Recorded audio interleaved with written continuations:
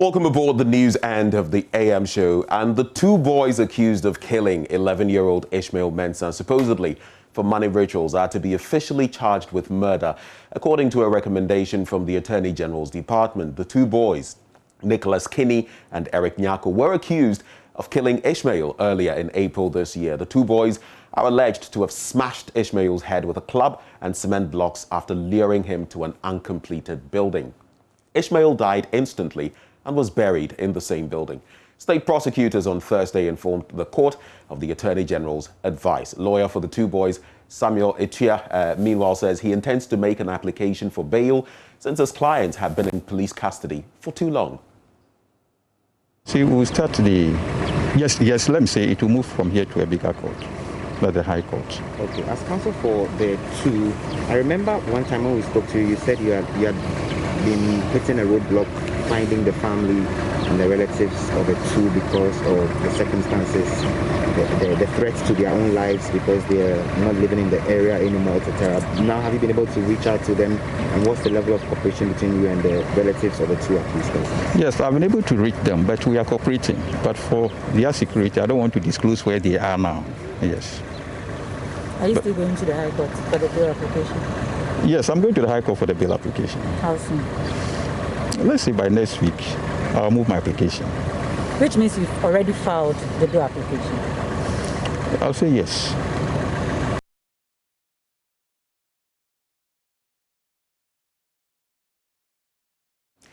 Meanwhile, the family of the deceased are hopeful of an expeditious trial now that the Attorney General has given his advice on the matter. The case has been scheduled for further hearing on July the 15th, 2021. Now, some educational news now. Investigations by education think tank Africa Education Watch has revealed how question papers were leaked in the 2020 WASSCE from various distribution points to online platforms, with hundreds of people awaiting supply of the leaked questions. Presenting their findings at a virtual launch, Executive Director Kofi Asare attributed the shortcomings to poor supervision as well as the activities of some unscrupulous officials working with police protection. Now, there are a lot of rogue websites and Facebook pages and Telegram pages, but the most prominent one was called the Hot Stage platform. Hot Stage is actually on Telegram, and it has over 150,000 members on that particular page. So our sources were on the Telegram, but they were not on the paid one.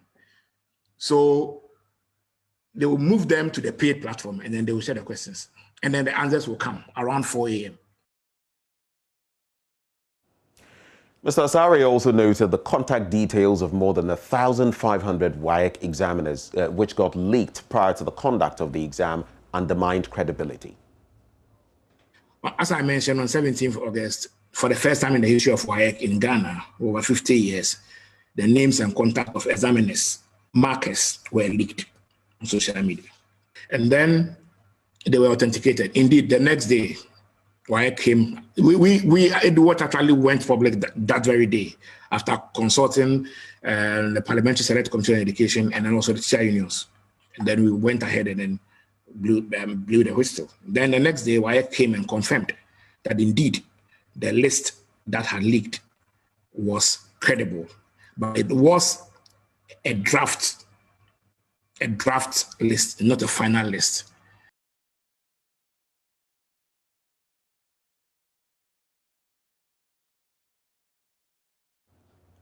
Let's talk about cleaning Ghana now. And about 4 people received abetment letters when public health officials of the Accra Metropolitan Assembly stormed the timber market Wednesday. Wednesday afternoon's exercise set in motion the second phase of the JoyNews Clean Ghana campaign, which was suspended when the coronavirus pandemic hit. From food stands invaded by flies to choked gutters next to these food stands, the officials were incensed at the level of disregard for hygiene standards. My colleague Mani Okranting was with the team and filed this report. The team took off from the old office of the Accra Metropolitan Assembly, and then the first stop has been the timber market within the Amamumu electoral area, of course, of the Ododo constituency. Sir Director, good morning. Morning, sir. You know why we are here. We are coming from AMA, Environmental Health and Sanitation. Our presence here is to help you live in a safe and clean environment. So this is an open drain where government have constructed for all of you. The drain, the purpose of the drain was to carry wastewater away in case it rains. So we've gotten here, we've seen that the whole drain is stuffed with plastic and wood items, which you people are into that business here. This is not our problem. It came from the top when the rain falls. So Saturday, we started cleaning this gutter far from the lagoon. The assemblyman brought us a big container. It was full. Go and see. The rubbish is over there still. The second bag that should have been collected is there.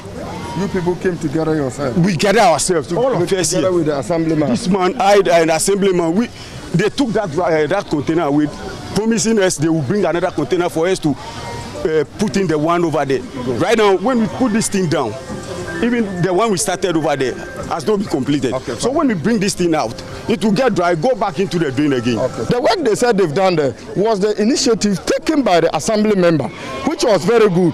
They were supposed to continue to follow up with the assemblyman to have come and return with the container for the waste to be collected, then they come and continue with this place. For now, they said they have made efforts. The assemblyman said he is coming to continue with it. But we are saying that our presence here, they said they are prepared. We are putting them into the drain. They should be silted. We will arrange for a container to come and clear the waste, clear what is left there, and then we'll see that the job is done to the immediately. Immediately. So we are organizing them to clean the drain. You see wood here. This is where they are burning refuse. And you see the plastics there. Before you realize, the wind can blow some fire into this wood and the place will start burning. Then they'll start shouting for help. And we need help. We've done that.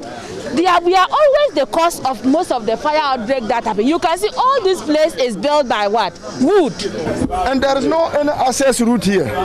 So in the event of any fire outbreak here, what do you think the whole community will get back? Inti inraya egu seyi a wo ye adwane wo hai eye. Inti adenti na etisa. Ye adwane nyina e de amam enwase na aduane aka no. Boys no best say aduane ni nyina ye be sizi aduane no ye ma won ton say aduane we emfa ma amamfo mo de wote. Ne etoso so ye be ma asamankrata. Na ye do bibia nim. The officials from the Accra Metropolitan Assembly are now taking charge of the food which has been exposed to flies without covering, and there's been a directive for all food vendors to get tested for hepatitis B and other infections. Well, a request was made of her to produce her document of having taken that particular health examination, which she has failed to show. What we have done is the food she is selling to the people has been exposed to flies. You can see the environment in which she's selling the food. It is unhygienic, and you could see that the food was just exposed to dust and to flies. So we've taken the food. We asked her of her medical certificate. She has got no medical certificate. So we are taking action against her, and to be followed up with a court summons to set her as a deterrent to others who are doing same thing. This is just the beginning in this place. She's not a first-time offender. They are aware. Officers have been going around always, and if you ask her, officers have been here more than 3-4 times, and all they put deaf ears to it. That is why today, as we have come, we are here to ensure a clean environment and a hygienic state of environment that can enhance health. So we wouldn't allow her to sell food for the public and make a profit at the expense of the health of the person patronizing the food. We're currently in an Islamic school that is within this predominantly wooden structured community. And Mr. Asetanga, who is the environmental officer of the AMA, and then of course Madam Florence Kuchi, who is head of public health at the AMA, have been issuing some pretty stern directives to the caterers and some of the other vendors. We've seen that they are not complying to the COVID-19 protocols. None of them here is wearing a mask. And no, now we've come to mosque, so that's no, the women cooking here, none of them. Even when you are coming to mosque, you are supposed to wear masks. After you perform your ablution, you have the mask in your pocket. You are supposed to put the mask on. So please, we are entreating all of them to go get their masks and wear it now before they come and start whatever they are doing. And we are not going to allow them here. The matter you are talking is a very serious matter. The thing to you are talking, how government talk, we see everything be serious matter. So there is nothing I can say to against you. Yeah, you get my point. So you are going to comply? You are going to do what we ask you to do. Yes, I will do. I will do anything the government say we will do. We'll do it. So when they come back in about a week's time, everything will be okay over here. We will come to visit for your office. Okay. Then we will talk together. You understand? You come today to your office for the AM for Timber Market. We will come there and talk with you how we will do. So that you can resolve this. Thank you very much. So this man operates this particular eatery, and there's been, caution, a statement has been issued to them, and they are to report to the AMA office for further discussion. Some energy matters now, and the Minister of Energy has thrown a challenge to the ECG and NEDCO to ensure the country's power supply is stabilized so that persons who wish to buy electric cars can do so without having second thoughts of how to use it. Dr. Matthew Opoku-Prempeh had a test drive of Ghana's first electronic vehicle by Hyundai yesterday. The vehicle, which can be charged at home and at charging ports at designated places, it runs on 96 batteries and when fully charged can take you to at least Techiman in the Bono region and back. That's about 361 kilometers. So why should you get this vehicle, and how would you be saving the environment by purchasing one? Hannah Odami tells us more. This is the Cognac electric vehicle from Hyundai, and it's fully electric. It is not even a hybrid, fully electric. 96 batteries are connected to it, and there are 3 levels of charges for this electric device. The first one is a mobile charger, and you can charge that for up to 31 hours. Then we have the wall mount charger with a capacity of 8 to 9 hours. After that, it's fully charged. And this vehicle runs 100% on electricity and is all geared towards saving the environment. You will see that it has no engine, but it has a motor. As it charges, because right now it's not charging, you wouldn't see, but it will be indicated. Now, because this one can be taken by a bystander, it is locked inside there. So when it is fully charged, a lock system that has to be pressed there before you can take it out. That way nobody will steal it. After that, you just close it, and there you go. Boom, you can move.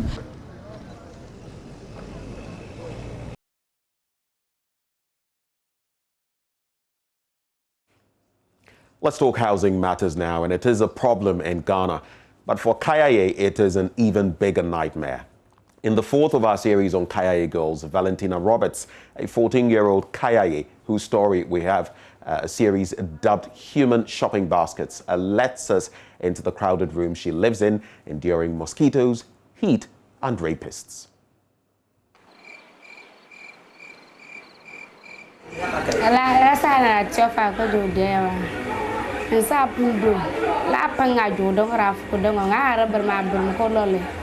Fire papa wo mopo akipere na ka champaran chana mango papa na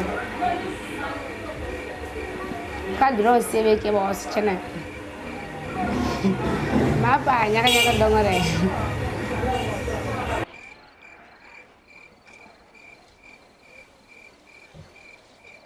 do me say no man ka say me say me be do wo akwala wa ha because me ya ma dwi say me be nya sika na ma sa to aso continue school no be me ba na ma wo akwala mo ye ni pa 20 na time ko dem aya hit go obini mu da abante obini mu se da wana boys no mo nja omo ana santa ye beti ma dede mo na obi be ye omo timi fire phones ana omo timi fire sika no omo di akọ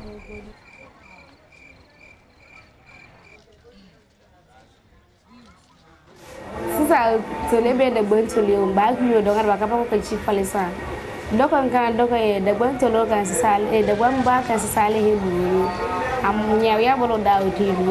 But we are going to chief police and the bomb I have been grown down with Lawrence, or down Lawrence, like work and go pa. We saw a company, we are so we are welcome to consider Campo number yana.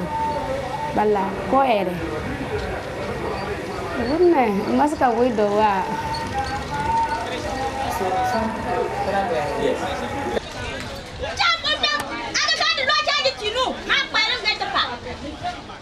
Akaya bread. A baby or better, first of all, said obeying a lot of guests, no, because Obethro, Cacrano, one or no, the other, no one can change, no one, so. Manila, or can hala belly,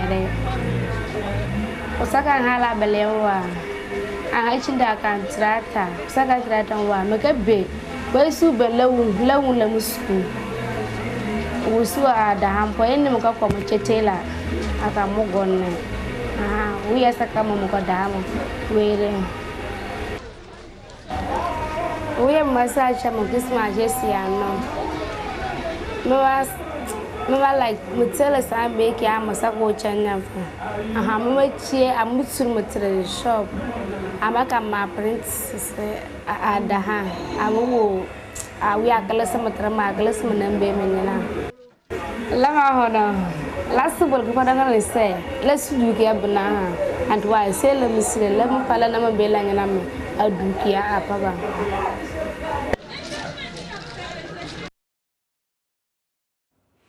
Let's talk debating now, and the principal speaker for Prempeh College dazzled the judges as he led his team to win a semi-final slot in the ongoing Love FM high school debate. Christian Kwame Ejapong was crowned best debater for the day as his side beat Presbyterian SHS in Kwamang in the last quarter-final contest. The day also saw the pride of Mampong Ashanti, St. Monica's SHS, booking a place in the semi-finals. Love FM's Erastus Asaridonko has more. College moved their supporting speaker, Christian Kwame Ejapong, to the principal speaker position, and he dazzled. He won Best Debater of the Day. Speaking for the motion, Academic Examination Not True Test of Intelligence, Prempeh beat Kwamang Presby 245-214. Intelligence quotient, IQ. 2, emotional quotient, EQ. 3, adversity quotient, AQ. 4, creativity quotient, CQ. The chair, and it is only one out of these 4, which is the IQ, which can be tested with academic examination. That is to say that 25% of a person's intelligence is what can be tested with academic examination. The remaining 75%, the least said, the better. And so when you mount this podium, do not strain yourself of iterating such a point because it has already been rebutted. Exam cannot justify how students who use their knowledge about the subject in real life situations prove me a hypocrite by coming to explain to me the decay law only if you did not memorize it into your mind for the purpose of an A1 in physics. And I shall throw in the white towel now. With your wise conscience judging you with you sweating profusely, he says it all that academic examination is never an ideal test of intelligence. We, on the opposing side of the motion, submit that the arguments of our opponents are dead on arrival, and no amount of sugar-coated words, rhetorical gymnastics, and theatricals can save their position. If their position is that academic examination is not a true test of one's intelligence, then what other ways are they suggesting we use in assessing if one is intelligent or not? The chair, what is the purpose of academic examination? Academic examination requires perseverance, hard work, ability to strategize, correct strategic formulations that not just emerge out of sheer good luck, but sharp brain. This is why intelligent students excel than the less intelligent ones. It was hard luck for the 2 remaining Presby schools in the competition, as Presby Bompata also lost to St. Monica's Senior High School. The final score was 251-215 against the motion, "Our taxes commensurate the level of development in our country." Government expenditure on salaries and wages of public, civil servants and other workers is heavily dependent on tax revenue. Of the total tax revenue of 32.2 million Ghana cedis received by the government in 2017, 14.4 million Ghana cedis, equivalent to 44.7, was used for salaries and wages. The country's ability to even build on its human resource capacity and pay these workers clearly establishes a positive correlation between taxation and development in our country. For the first quarter of 2021, 768 million Ghana cedis was allocated to economic development. 983 million Ghana cedis was allocated to infrastructure. The chair for administration, do you know how much was allotted? I'm talking about their huge salaries, paid cars, ex gratia, etc. For administration, they reserved a huge sum of 1.93 billion Ghana cedis. All these at the expense of the taxpayer. With 251 points as against 215, St. Monica's. St. Monica's now joins the list of qualifiers for the semi-final clash. The losing schools received certificates of participation and gift vouchers for shopping at Malcolm. Reporting for JoyNews, Erastus Asaredonko, Kumasi. And the jubilant students there in the Laugh FM high school debate. That's how we wrap it up for AM News this morning. But do stay with us. We bring you more news by way of newspapers.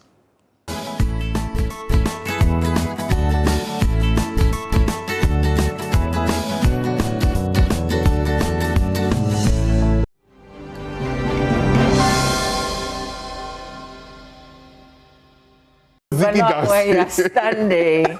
I see it. I see your weakness. Our Bozigi dancing. Yeah, anyway, it's another beautiful good throwback. Kontehene. Totally refreshing. I heard it blast and I started asking, hey, who selected that song? Well, your ladyship actually selected that. But it's another beautiful morning. Thursday is here. It is.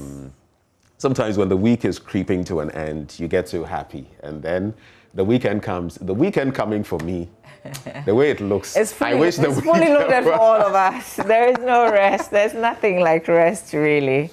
But I guess just the fact that you know it's a Saturday, even if you're stepping out. And yeah, it's just that alone. Before we dig into the papers this morning, I just want to take a little time and talk about two issues. Okay. As briefly as possible. And I know you just might want to comment on them as well. The two issues, the first one has to do with establishment. What the IGP said only recently, that it's only in heaven that you will not find crime. And I am going to add him to administration because he is part of the executive branch of government. And in our country, as far as we have it, he or she is handpicked by Mr. President. And I feel it was so unfortunate. For me, I mean, you can disagree. I felt it was so unfortunate. Looking at the situation, what is happening now, how people feel. And your only response is, oh, this is not nirvana. It is not heaven. Don't we know that? We know this place isn't heaven. But in a place like the United States, there can be shocking, heinous crimes and all of that. But what systems do they have in place to plug the loopholes when it comes to crime? When these things are happening, and we are seeing Emmanuel say, Corporal, Constable, what happened to him? When you're seeing that woman who had a bullet hit her, I mean, out of nowhere, and people are complaining. Yesterday, I was giving a string of incidents, even the police bullion vans alone, between 2016 and 2021. When people complain about these things, and you come and tell us, oh, but this place is not heaven. Seriously? It flies in the face of everything sacred for Mr. IGP to come and tell us that, not because we think this place is some, perfect place, but at least the communication, how you communicated, you are working on it. And look, when it comes to killings and murder, there is good reason for the people of Ghana to be upset. You know why? I was reading the statistic report yesterday. Do you know, I think for the last 2 decades or so plus, our criminal murder cases, about 80% of them have been left unresolved. About 80%. I'm hoping that the period is correct. About 80%. It means only about 20% have been resolved. And you look at it, there is proof even today. Because guess what? J.B. Dankwedu, Ahmed Hussein Swale, Major Mahama, well, we know of some developments in there. There are so many of them that even now we can point to. So, Mr. IGP, I think on that particular one, while I know you are doing your best together with your team, I feel the comments were unfortunate. Here's another bit where I feel comments were unfortunate. And after that, Mama, I know I'll wrap It has to do with Defense Minister, Nito, and what he said about the president taking a shower. When I heard of that one, I just felt, hey. Who is, the communications team of this administration? I mean, I don't know how they are handling some of these ministers and all of that, but I feel it was so unfortunate for that statement to be made. In a country where you only recently had your minimum wage go a little over $2, how much can the ordinary citizen even do with that? That's what just happened, though. A little over $2. And if you're spending, if we are to go by the figures that Okudzeto Ablakwa put out there, 15,000 per hour and the millions he claims, I mean, what does that say? The opulence, the profligacy, how we are spending. And if people complain about that, I feel he shot the president in the foot. You know why? Defense minister didn't defend Mr. President. Come and tell us there could be justifiable reasons, something to, well, justifiable in quote. And you come and tell us that, oh, it's only because President Okra, you don't go fish shower. Okay, have you landed? I've not landed. Okay, please land. I'll wrap with this. It's made me do something. I took a look at the top 10 economies in the world. United States, China, Japan, Germany, UK, France, India, Italy, Brazil, Canada. And then I started checking. What do these countries have when it comes to their presidential jets? The US, as of 2019, I've not got current statistics with what Biden is using. But Donald Trump's plane cost about $220 million. It had about 4,000 square feet of space, a large office, gym, bathroom with a shower inside, and a conference room. But this is the United States, mind you. It might surprise you to find out that the Chinese president, Xi Jinping, doesn't own his planes, at least as of what information I have. The two Boeing 747-400s are vetted by security, refitted with a living room, bedroom, and office when the president needs to fly. But they are reverted to regular passenger flights by Air China for the rest of the time. Here's an odd one, because when you look at them, you would find Zimbabwe in there with a flight that cost, the Zimbabwean people about $250 million. That is a rare example. But the point I'm trying to make is, you look at even the world's biggest economies and the sort of planes their leaders are using. And you come to us in Africa with our minimum wage, with our lack of health facilities, with how COVID has taught us that our economies are, and we justify this, say, President can't shower. How long is a flight from here to France? I'll leave it there. Okay, so I wasn't going to say anything, but when you touch on the last issue, then I was going to make a comment on it. So here's what I think. When you talked about the China one, you described the plane in such a way that it is refitted to use it's fitted as and refitted, depending exactly. on when there is the need. So that is what we don't have as a country. And I think that if you take all the other commentary out of the presentation of the defense minister, and I wish that it has stayed that way without the other commentary, then I guess, we would have all been thinking about the fact that the statement that he's basically making is that the Falcon is serviceable. However, depending on where the president is traveling to, he may not be able to use it. And apart from that, the Ghana Air Force is also requesting for a bigger aircraft because we have a lot of executive travels. And executive travels is not just the president. It's a lot of many other people that he also did ministers mention. Sometimes have to fall on that. And then we also even have our own army that goes on missions. They go on peacekeeping missions here and there. We have our footballers, the Black Stars. We've got the satellites. We've got a lot of other things that we can do. And sometimes other people also charter our planes. So you have the UN, for instance, make a request to use our plane and they pay. But we don't have an aircraft that can easily, be chartered and used with, huge numbers. So we're actually spending a lot of money on commercial flights. So one of the things I heard him say, for instance, is that say the president is traveling with a certain number, because they can't all fit into this plane, they will go on a commercial flight. Now, if you do the calculation, if you had your own bigger aircraft, you would have saved yourself a lot of money. Here's the shower bit. When did we have this epiphany? Oh, this idea was part of the original plan of former President Kufuor. That's why he ordered 2 aircraft. I was waiting for that. Yeah, so there was one which is just the description that I'm given. The bigger one that was cancelled, and we're left with the Falcon. So that's the genesis of the whole thing. I tried to take away all the other comments and try to make sense of what he was trying to communicate to us. What he sought to do, and the question Mr. Blackwell asked, was the airworthiness of the aircraft. It had nothing to do with cost. It had nothing to do with what was chartered. I am waiting for the finance minister to also explain that bit, except that I don't even think that the finance minister will be able to address that question, because guess what?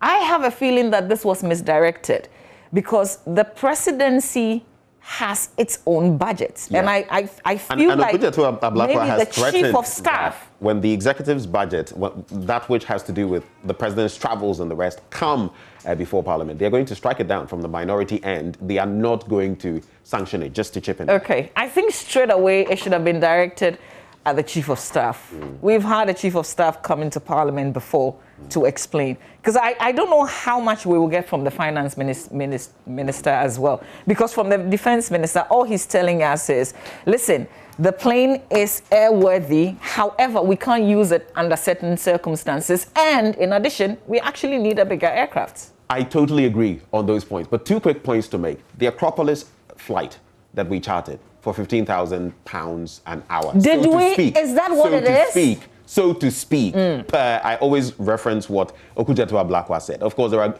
further investigations into even the sum of money and all of that. But I'm saying, if we did that, did we need that sort of luxury? I mean, because this is top of the range and it comes with its own cost. Did we need that?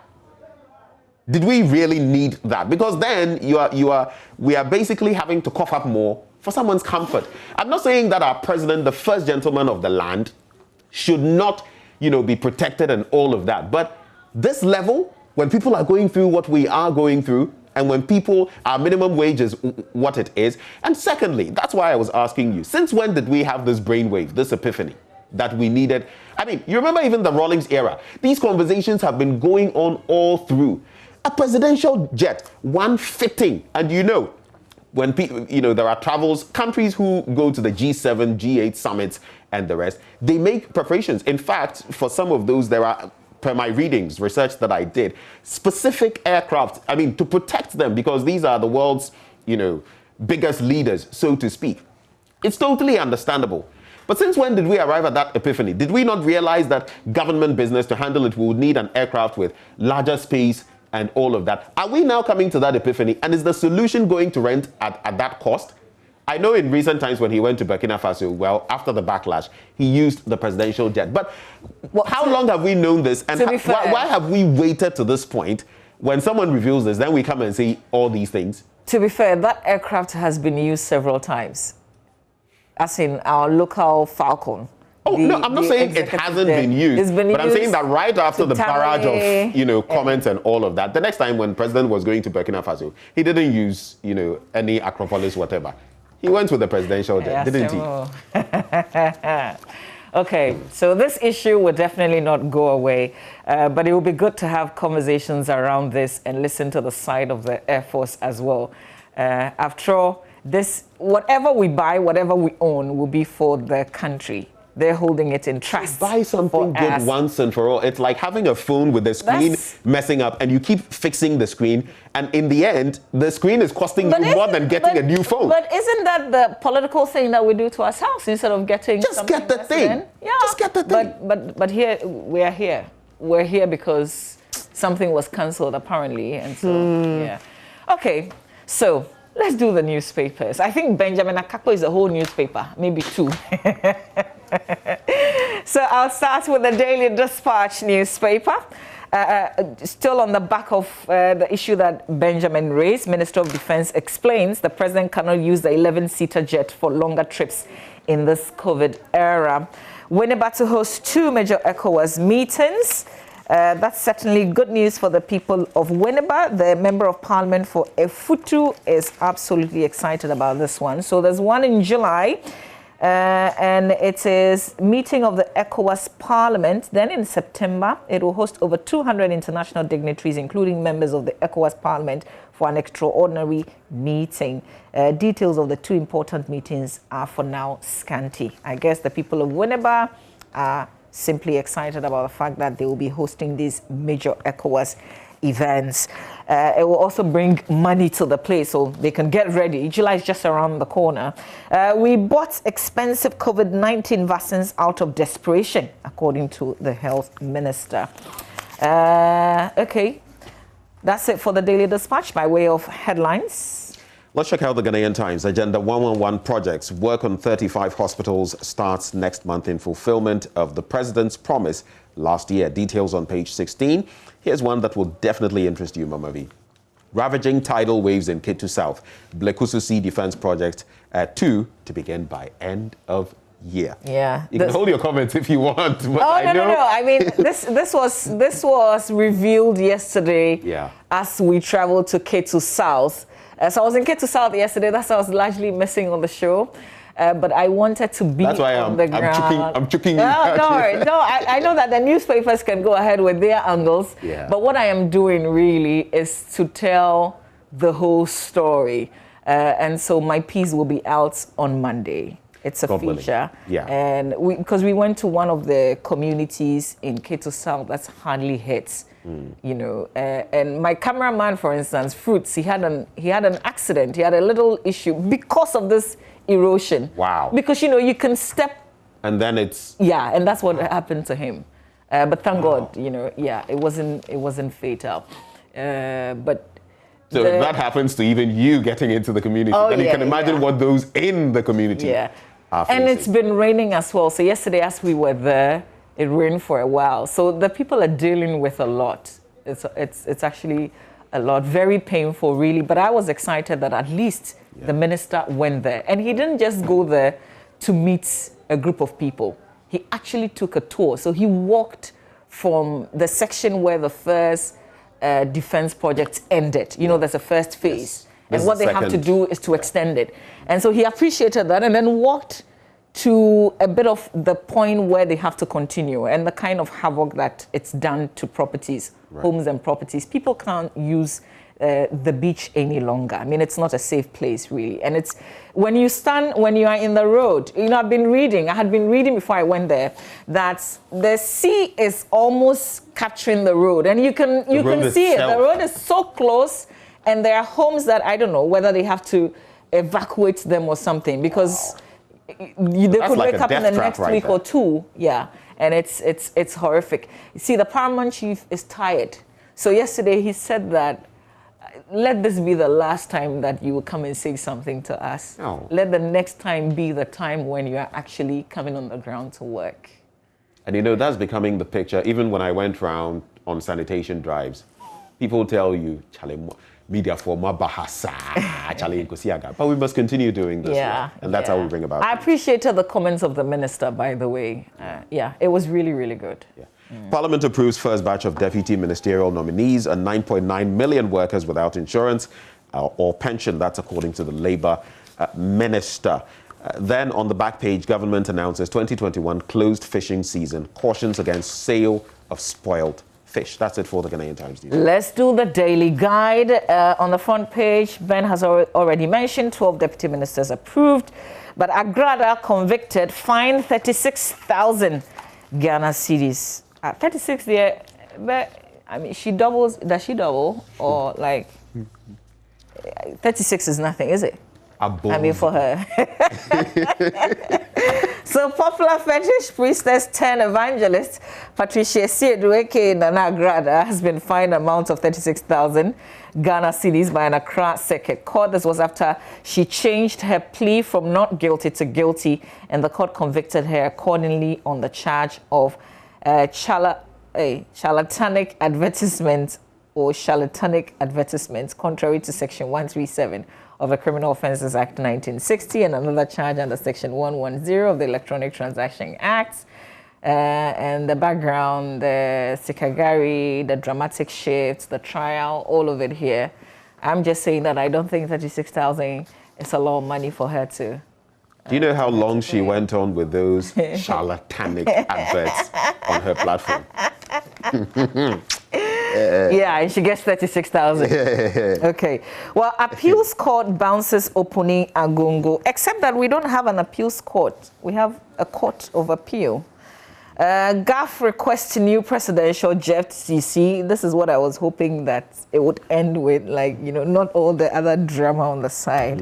The Ghana Armed Forces requesting for new presidential air. Can we hear, you know, the Ghana Armed Forces, as in themselves, speak to the... Of course, the minister is head of that. But when the Minister of Defense has come to put out what he has, I mean, what else? No, sometimes I feel like maybe the technical people can also explain, except that the fear is that they will be dragged into the politics. I mean, the minister can take the hits. Which is why I think they really shouldn't. The minister can take the hits for the politics, but I think the Parliament, if Parliament wants to understand the challenges and, you know, a justification other than what has been said, they can extend an invitation. Yeah. Oh, well. Okay, and then Baumia unveils Kufuor's art collections. That's on page 6 in the paper. News One pull out. Do we have anything in the center spread? Here we go. Hey, I find telenovelas on Ghanaian TV offensive. That's the first Deputy Speaker of Parliament, Joe Wise, saying there. Jennifer Lopez kisses Ben Affleck in public. Well, you know, they are back together and they've been... That's a long time since they broke up. And yeah. Right now, the fire is on. They are rekindling things. Yeah, man. Ayo. Okay, there are other stories if you're interested. That would be one Abo-Ziggy relationship. Well, let's do the business finder. Tax experts punch holes in VAT regime, suggest ways to improve implementation. One of my former lecturers, Ali Nachia, there, when it comes to tax law, you know, he knows the stuff. Nurture the seedlings. That's the Lands Minister, Abu Jinapo. And I'm just hoping I read a comment from someone, I think on social media the other day that, yes, we've planted, but nurturing the seedlings, ensuring that we protect them to even grow. Yeah. That is another thing on its own. And I totally agree with, you know, his call here, nurture the seedlings. New Development Bank will be successful if, and of course, we have the CBG, but you know of that New Development Bank we are planning of putting together. On page 4, Rwandan team explores business opportunities in Ghana, 16.3 million membership on NHIS. Middle spread, automobile industry catalyst for growth, and Ghana on high alert for possible bandits attack from Burkina Faso. News of that breaking yesterday. That's it with the Business Finder. Let's do the Business and Financial Times. On the front page, economy grows 3.1% despite pandemic. SNIT's NIA integration takes off in 2 weeks. Let's deal with piracy like Galamsey and consistent data denting tourism sector gains and SIM re-registration to benefit remittances, according to Communications Minister. That's what the SIM re-registration, Charlie. Ibu translates that in English. It kills Vim. Vim killer. Wet blanket for Papa. Charlie? Yeah, yes, sir. Party pooper. Hey. All right, let's check our back page. Odotobri Rural Bank opens a Buakwa branch and government seeks partnership to revive tour. Yes. All right. No comments. No further comments. Ayo. The Daily Statesman, upon Kroma, broadcast infractions to be tackled. Kumasi daylight robbers arrested. Some positive developments pictured there. ASP Godwin Ahianyo, I should say, Ashanti Regional Police PRO. And then there is NDC neglected Mills Asumje Park Koku Anyidoho. Have you been reading his tweets in recent? He's still been firing. Oh. So you know some of these personalities before, so I follow him on Twitter. So he's still firing. Yeah, it pops up, and then I read some of them, and this was a tweet. I laugh. Was this a tweet?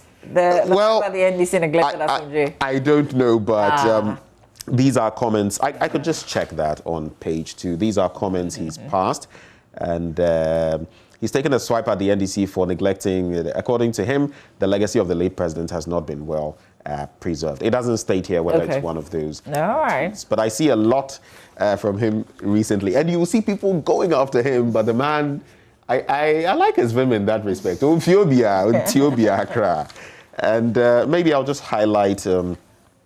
Eni makes new oil discovery in North Sea a positive development. That's it with the Daily Statesman. You have one more paper to do? I think I can skip this one. All right. You want to highlight? Highlight, which would be the highlight. There was a story that I think I saw. Was it in this newspaper? The Business Finder? Yes. Let me do this one. So Ghana on high alert for possible bandits attack from Burkina Faso. That's what I was looking for. And it's in the Business Finder. Ghanaian police were placed on high alert following reports that suspected bandits were planning to attack communities in northern Ghana along the border with Burkina Faso, a police statement said Tuesday. Reports indicate, and I'm quoting here, that a Burkina Faso-based bandits group are allegedly launching attacks in communities along the Burkina Faso-Ghana border. They are planning to launch attacks on the Bolgatanga townships and its environs, including areas in Tamale, in the coming days, the statement said. According to the police, the suspected bandits in possession of military-grade weapons may have already infiltrated Ghana at yet-to-be-identified locations in the northern regions and are poised to launch the attacks any moment from now. And me, when I even heard military grade, that's the one that, in all the news, yes, they are. I mean, it's no surprise to me, looking at our borders and, the things happening in the sub-region and even ECOWAS and its mediation and security meetings and all of that. But the sort of maybe weaponry they could even be carrying as they infiltrate. And it's on the back of what we saw recently with the sad death of Emmanuel Osei, the grade of, ammunition these people were armed with.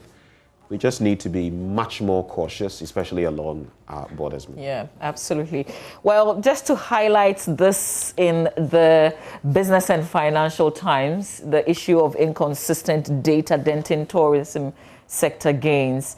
Wisdom Johnny Nuakpe is the writer of this. And just a reminder of something that a former tourism minister, Barbara Otinjesi, said on figures and how it contributes to the inconsistencies.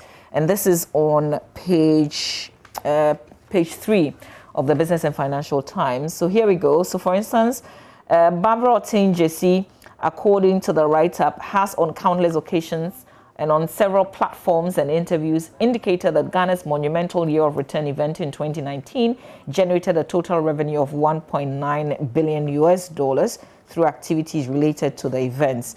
And then the former minister at a ceremony in Anomabo to inaugurate a tourist center and hand over facilities at the Heroes Garden in December 2019 was also emphatic that total arrivals in the country through the event stood at about 750,000 visitors. But the Ghana Tourism Authority also stated that at about 763,545 visitors came to the country between January and September 2019.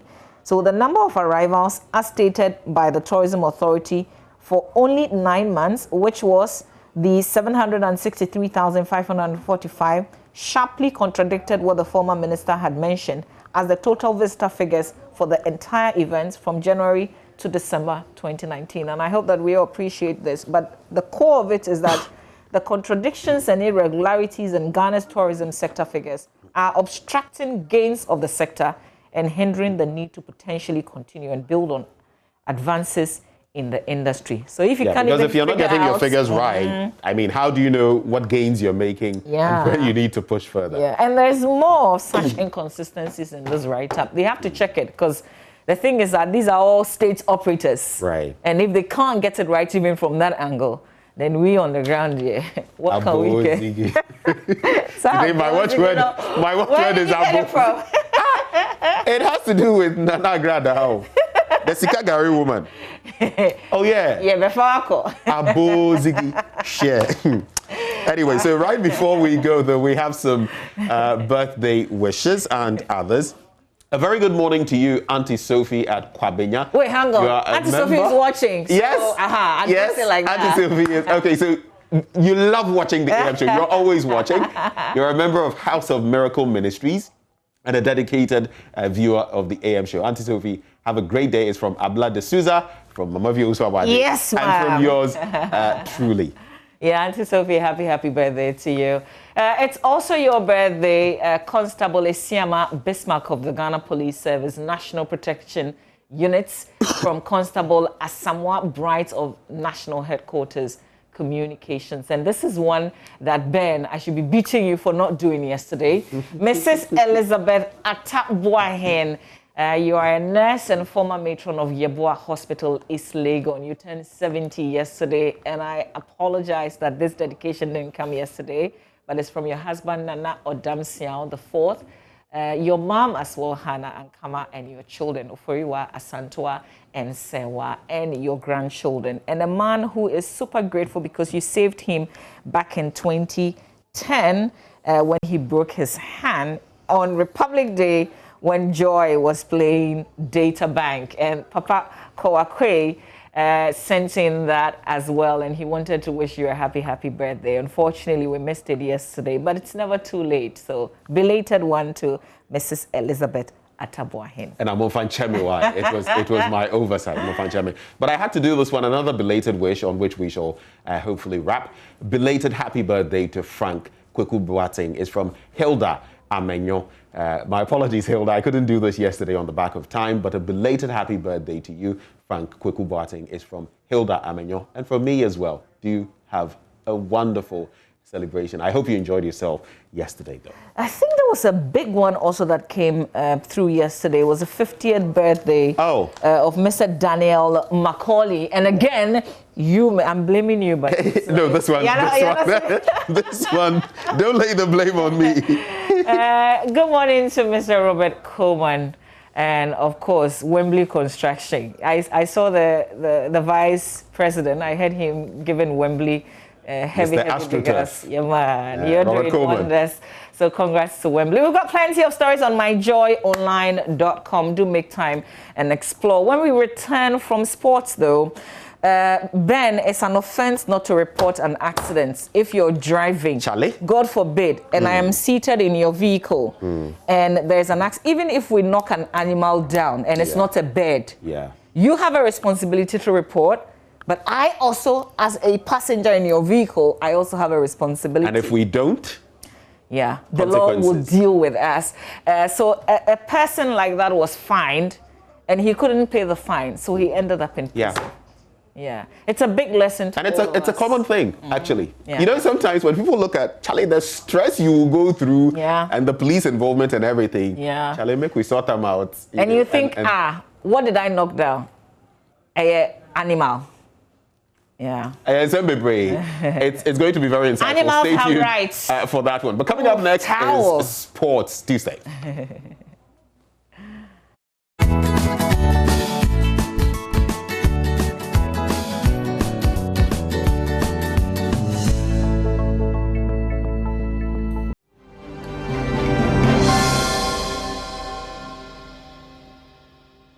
Thank you for still staying with us here on the AM show. On AM Talk today, something that is usually common, but we probably take it for granted. Some of us may not even know at all. Question: did you know that it is an offense not to report an accident? Yes, it is. And I'll show you exactly what the law says. So it is an offense, and the law says stop, report accident. But details of it says, in a case where an accident occurs causing personal injury to another person, or damage is caused to another vehicle or to an animal other than a bird. And there's more to this. It's just that for the purposes of this discussion, we've taken a lot of things out, limiting it to what is relevant to this conversation. This is Section 124 of the Road Traffic Act 2004, Act 683. It continues to say a driver shall, in every case, report the accident to a police station as soon as reasonably practicable within 24 or 48 hours of the occurrence of the accident, depending on where the accident occurred. So depending on where the accident occurs, you're expected to report within 28 or 48 hours. So a person who fails to comply commits an offense and is liable on summary conviction to a fine not exceeding 250 penalty units or to a term of imprisonment not exceeding 12 months or to both. So imagine a person who, was a passenger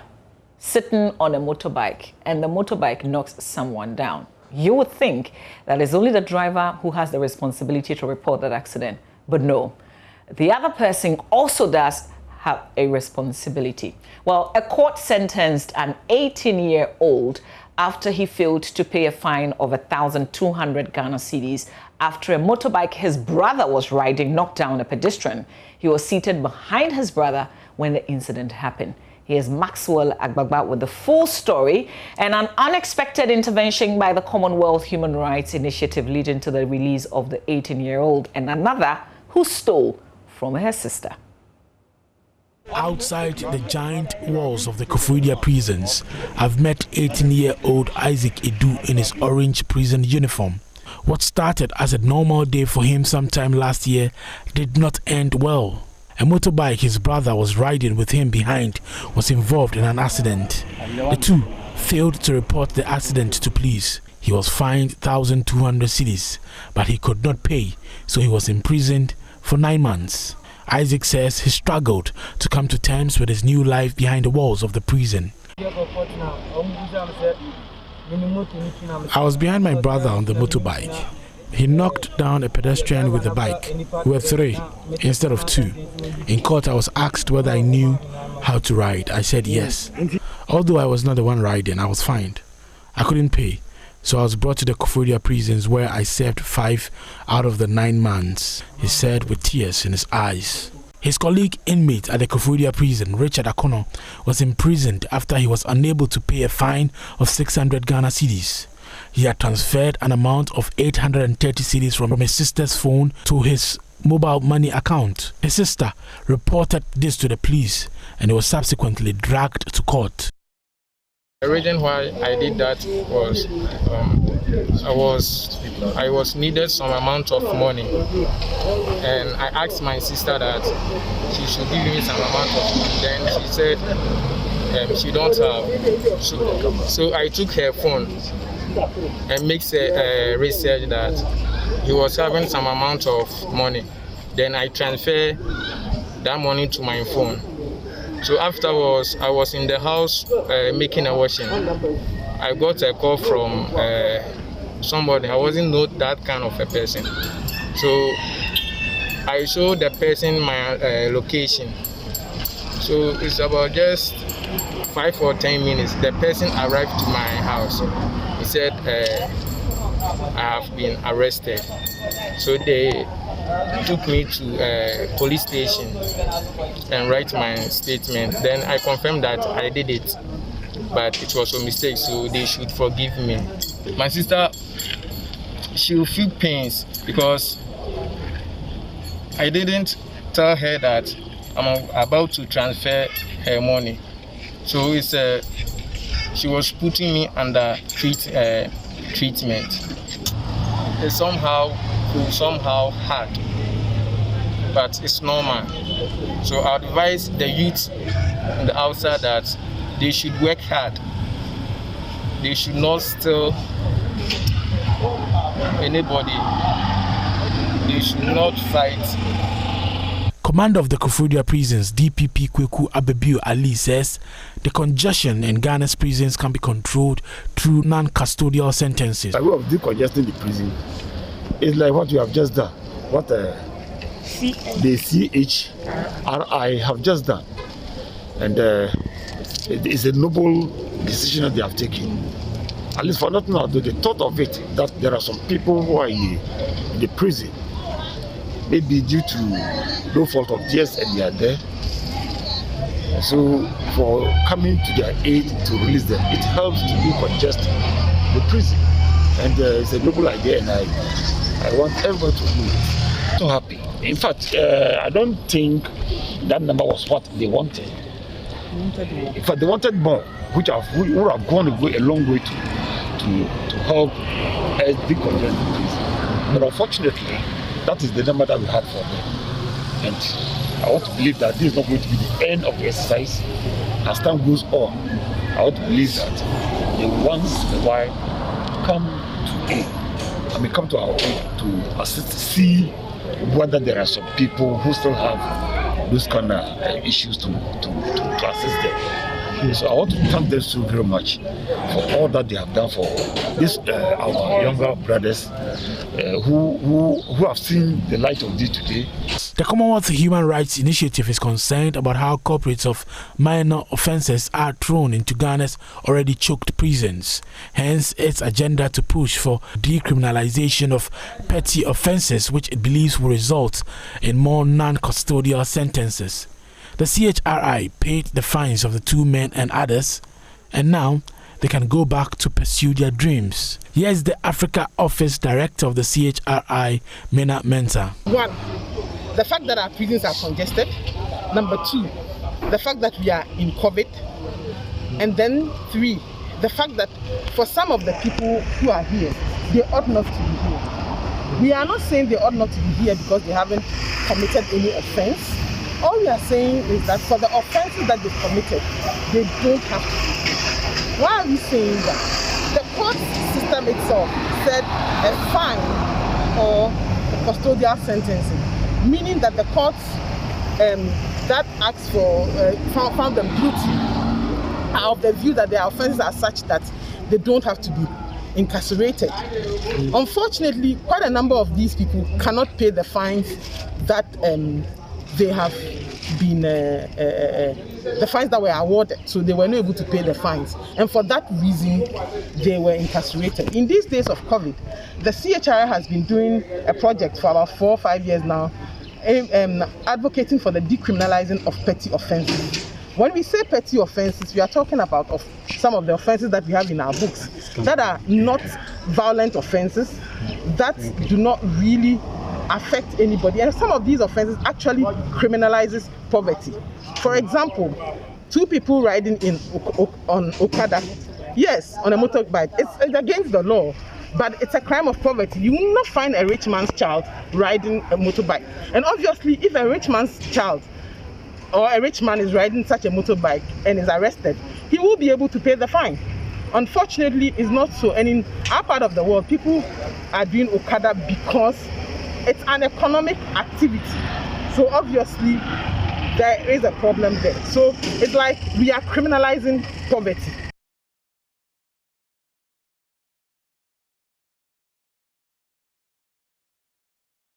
So obviously the Commonwealth Human Rights Initiative is leading the conversation on the issue of decriminalizing petty offenses. But there are other CSOs, such as the Center for Democratic Development, who have also been holding discussions on this. We want to take a listen to Dr. Kojo Pumpuni Asante sharing his opinion on the matter at a discussion on non-custodial sentencing. We were tasked to work on trying to just identify people on remand that need to be, basically we have to review their cases so that we can address the congestion issue. And this is the work that over the years, Jonathan has, and his young people, they are really young people who have, I admire them a lot for their dedication, for what they have done over the years.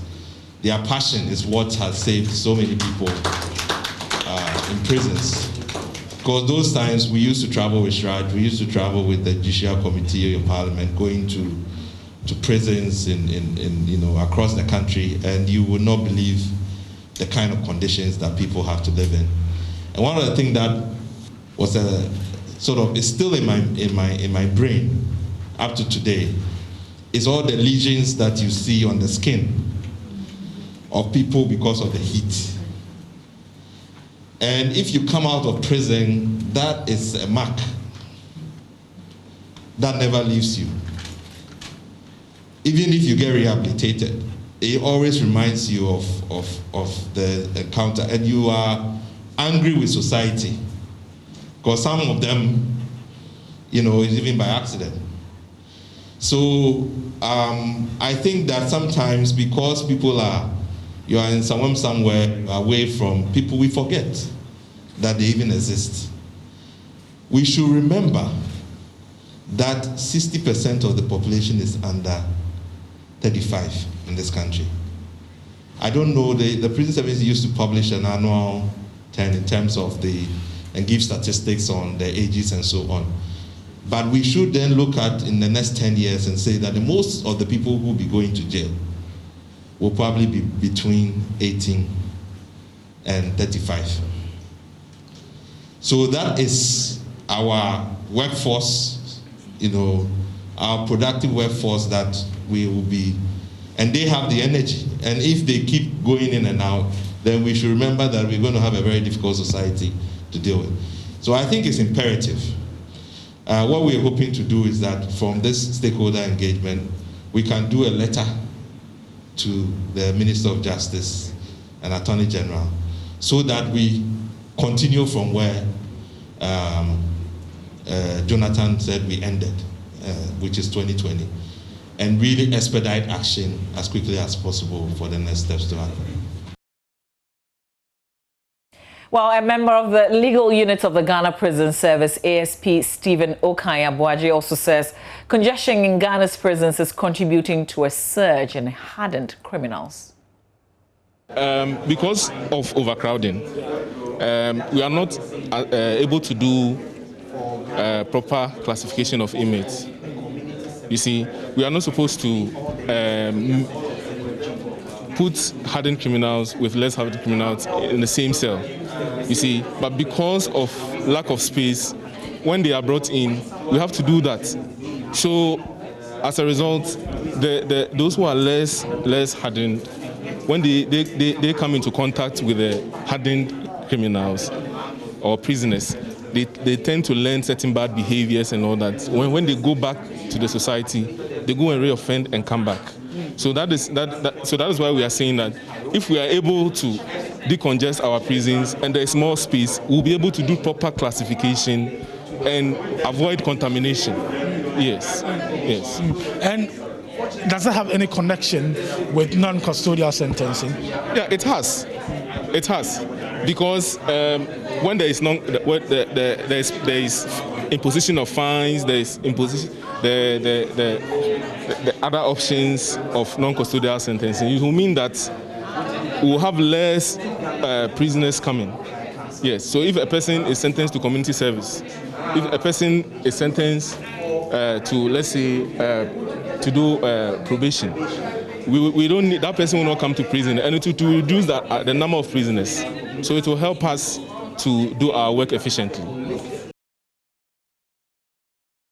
Okay, so there you have it. The other thing that we want to take out of this issue, even before we link up with Madam Mena Mensah, who is the director of the Africa Office of the Commonwealth Human Rights, who intervened in the cases of those two gentlemen, the story that we shared a bit earlier with Maxwell Agbagba. Before I link up to her, I want you to remind you of Section 124 of the Road Traffic Act 2004, Act 683.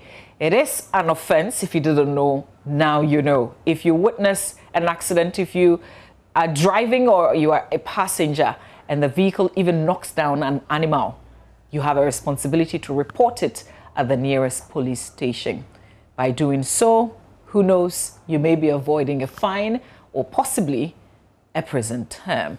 Now, let me say good morning to Madam Mena Mensah. She's joining us via Zoom. There you are. Good morning to you, ma'am. Morning, and good morning to your viewers and listeners. Great. So Maxwell Agbagba, my colleague, shared the story of the two gentlemen, one who was sitting behind a motorbike who found himself in prison because he couldn't pay a fine, and another one who had transferred his sister's money via mobile money to himself, who was also charged for stealing and fined, and he couldn't pay, and so he was in prison. So thank you for the effort. But how many of such people are there in our prisons? There's quite a lot. Unfortunately, the Ghana Prison Service cannot really give us the total number, because normally by the time they give us the number and we go back, some of them would have probably served part of their sentence and have been released. So it's difficult to get an accurate number. We are still engaging them for them to give us the total number.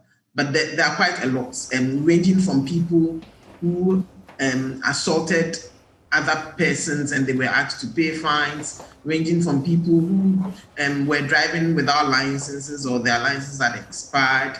And most of them are there because they were fined and they could not pay for the fine. So there are quite a lot of such people. So how do you get to hear these stories leading to the interventions that you make? And we work in the sector. The Commonwealth Human Rights Initiative is an independent organization, and we ensure the practical realization of human rights. I'm sure you've heard a lot about us in terms of our police reforms work and then the right to information work. But we also do access to justice. We've been doing it since 2008, where we visit police stations in actually 2 regions, Accra and Ashanti region, and offer legal assistance services or legal education to inmates.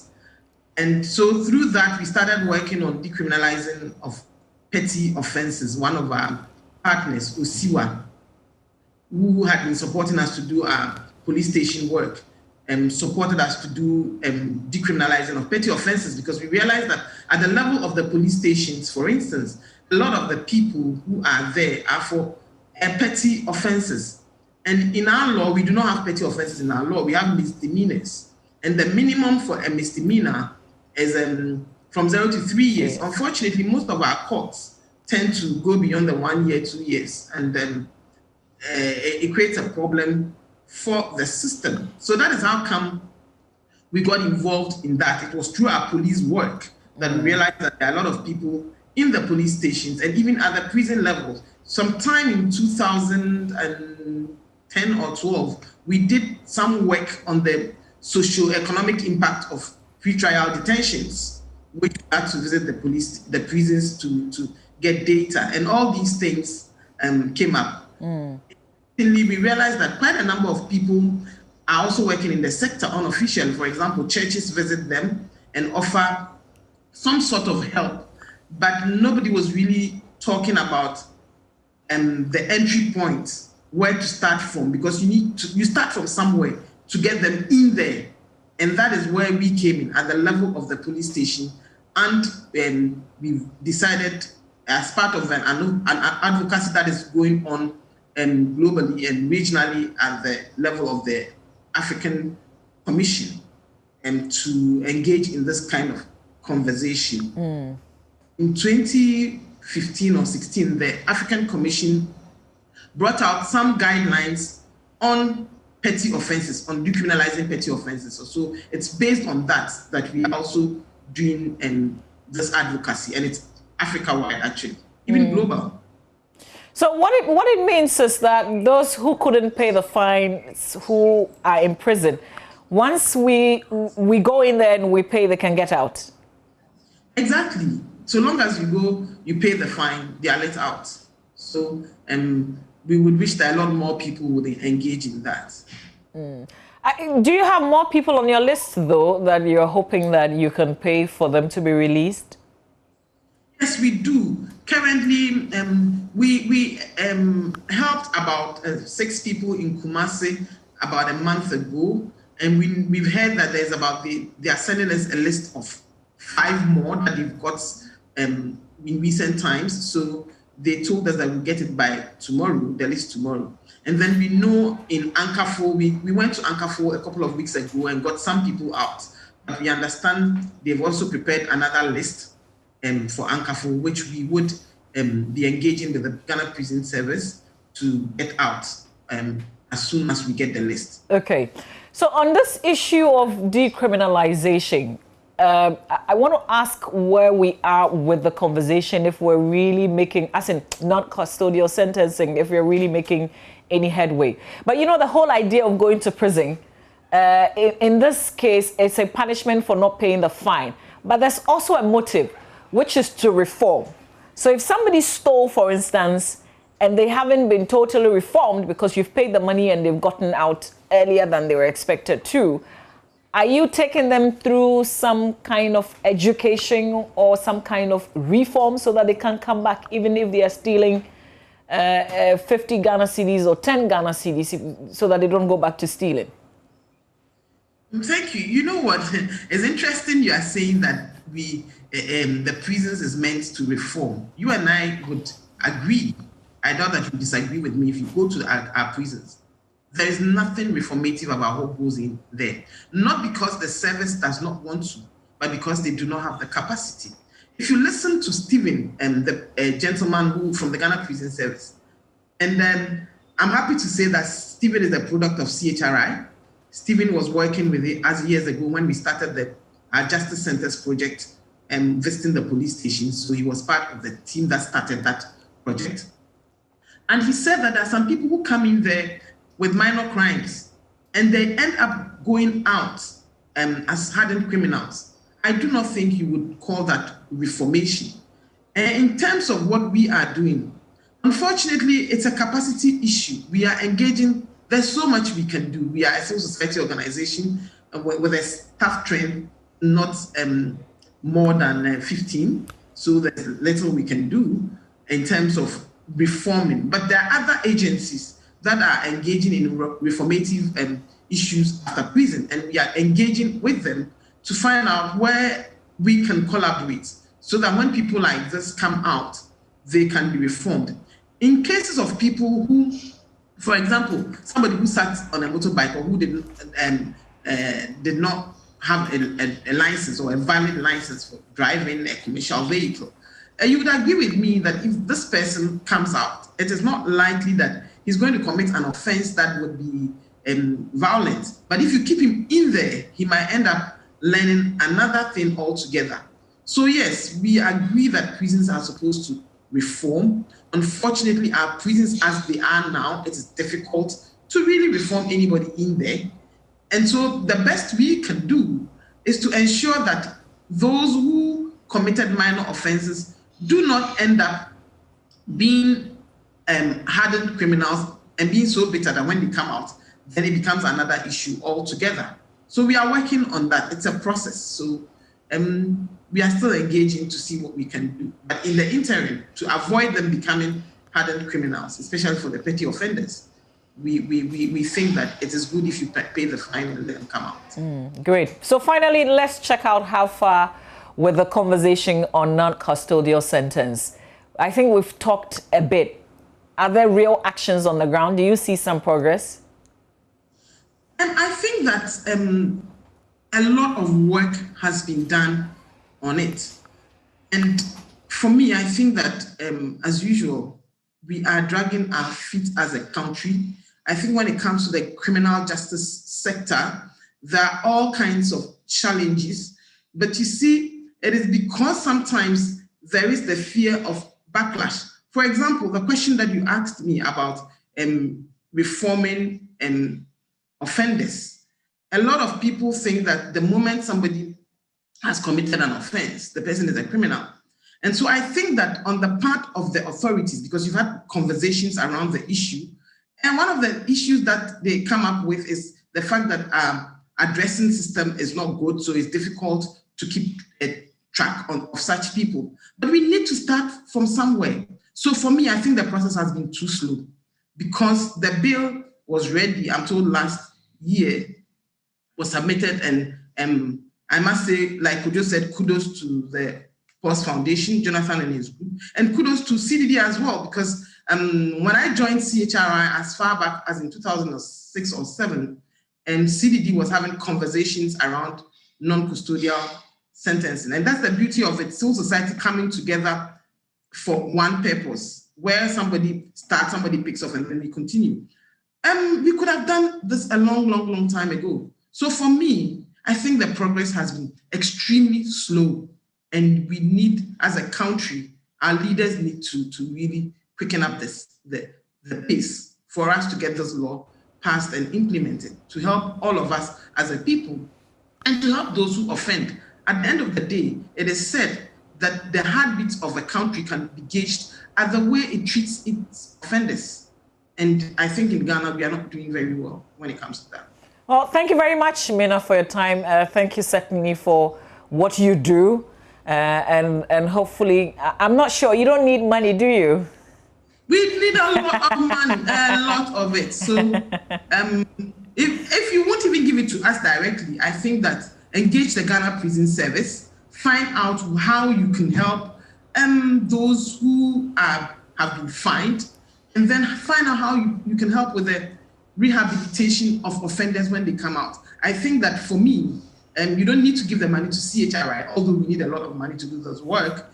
I would prefer that the money is given to institutions that are helping to rehabilitate those who offend, especially those who commit crimes because they are economic activities and it's life-sustaining activities. I think that would be really, really useful. Okay. And thank you for having me. All right. Thank you very much. That's Mina Mensah there. And that's our conversation on the issue of non-custodial sentencing. But remember the lesson here. Sometimes you can avoid going to prison for these petty offenses. Just try and respect the law. The message that we're sending across today is stop and report an accident. If it occurs and you witness it, report it. If you're sitting behind the bike or you're sitting in the vehicle as a passenger, you also do have a responsibility to report accident.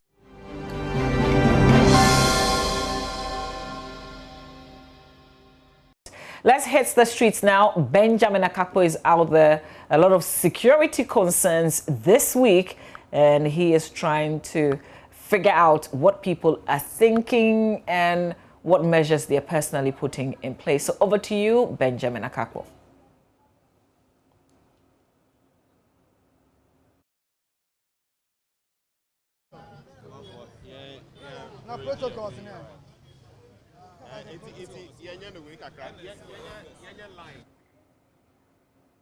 Okay, so that's Benjamin Akakpo. We see him, but he cannot hear us. I see that he has some people with him getting ready to have this conversation on security. Such a huge subject matter, isn't it? This week on Monday, there was the shocking incident of the gunning down of a police officer who was offering protection to a bullion van, a vehicle, not bullion really, that was transporting cash.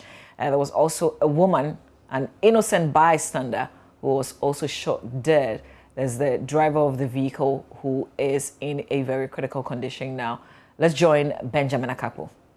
Security situation, man for the bike, so robberies, police for the name, what you saying? Yeah, when it comes to the security issue. When it comes to the security issue in Ghana, yeah, and when it comes to the percentage given it to this government, I can say he has done great. Based on what statistics? Where are you getting your facts from? Okay, fine. Yeah, I cannot go so details and say this and this that they have done. But when it comes to the issue of security, right, they have done a lot that we cannot degrade them. We cannot limit what they have done. You see the point? But you see, to me as individual, when I look at what is going on now, I'm not happy. Not because something has happened to me, but it has happened to others. So when it happened to others, means it has happened to me. Yeah. So what they are doing today, I'm not happy. So you're not in looking of what has happened, the armed robbers and other things, to me it's not good. Even their police people, I think they are doing easily job. At times when you see them outside, even see them holding a torch, stopping cars, it's an easily job that they are doing. But when it comes to armed robbery, they are not doing it. So, and I hear government alleging some strategy to the security, that this is the strategy they have to perform. But in looking of what is going on, I don't see I don't see, not that they didn't anything, but I don't see because there are still people are still robbing. Okay, so how are you protecting yourself as a citizen? How are you protecting yourself? Yeah. But see, because of the strategy the government said they are sledged. But when it comes, so I want the security people. I'm bringing the ideas or the admonish to them that if we want the security people to guide the whole nation, it means that they have to have a team, that this is the strategy for these people, or we are making this a strategy of this attention to these people alone. We are not going to attempt or go and do anywhere. We are eye on this robbery alone. All right. So thank you, Ernest. So we need to focus on the security situation as far as the armed robbers are concerned. We have another someone who is going to be expressing himself on this matter. We are Juma Waha. We are Juma Waha. We are Juma Wampatim Hadena. We are vendor Waha. Okay. We can't executive Waha. We can't say vendors association executive. We can't. Okay. Intino niema ekokoso ye kunkum nipa ye wiwe nipa niema ne na sefo no wodwen wo say. Me first of all no metimi aka say ye bema abusua o ma hwere wo mo de hye no ya akọ.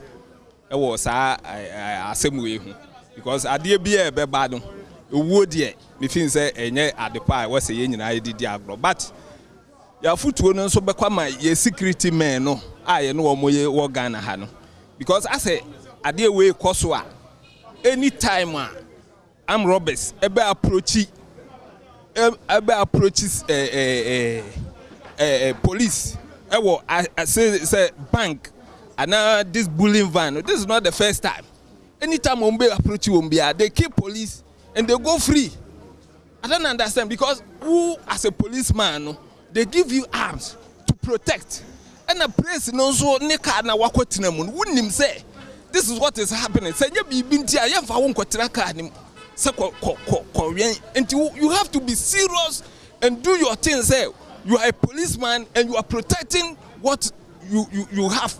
And just got bullying van. Some of them are better than no relax what the little nashe the cremunu what then air conditioning bottom. I think say and yet proper way necessary the amount you have to protect it to where they send you to. And I say, baby, I say, fuck one. I was so ultimately could do. And only a man who's a policeman. Yo, Matthias, here, moment, near Horns, police for Nankasano, almost near maybe a helm, almost to mean, maybe to say body armor, bulletproofing, and then I say for Nina, helm, and now Falasa. Then Momono vehicles Nankasano, I say, as some armored, and no bino, Yenibi, into Nina Hagin. Now, to say, as an individual, no saying I will bow home by Nema ACC, no, how, and I will bow home by saying, a hammy, and an individual, and ye walk a buying, and it also offer police, no, into police, no, you must say, yes, or more boy, home by, and your home bang bono, any I can't dear no be brave and said that in you. Me fin say enye that was why na yem say aban ba or more promise but say the adro no ye besre aban no ne mpanimfo no any IGP no because police no won so mo ya adwuma munya internal revenue is baby kakra enti adwuma na omo ye ne de na omo so di sika na ye boa wo police for na omo send them out no because when ntimi ka say police ni ko tra bullying van mu onko hwe sika onko tra bank enwe bank without bulletproof, without a helmet, without anything. Then wakwatena hosa no wate hosa ubeko no wasapo ubeko. Enti any attempt bia beba ne so no ontimi nya hwe. Enti ye besre aban no ne IGP na ye be yi say behwe police no hwe say wo police na wo send them out no. Eniema betimi akoyie ama wo mo a even am robbers ba wo so a wo so betimi a protect wo. Yo yeah that's say wona ya twhwe nkoba ya o mask no so no wa hye why yes wa oh senior pacho share mask no why the twhwe nkomo pacho e fro say e fro Evans Wache do na niema ACC no wo dwen ho say oh no must sing there do enye say anonymous no ayi am we no e cost too much but ade am make ka me majo ka say police for now ya na say omu dis care kwara ba ko pa ko tena ka ni mo no eni say basa at least all say banks for no say anonymous go clone and escasity do obi any briska into omu dis care no ka come to be no also mo pe ka be say could be a chain, could be a new, not bank of infini.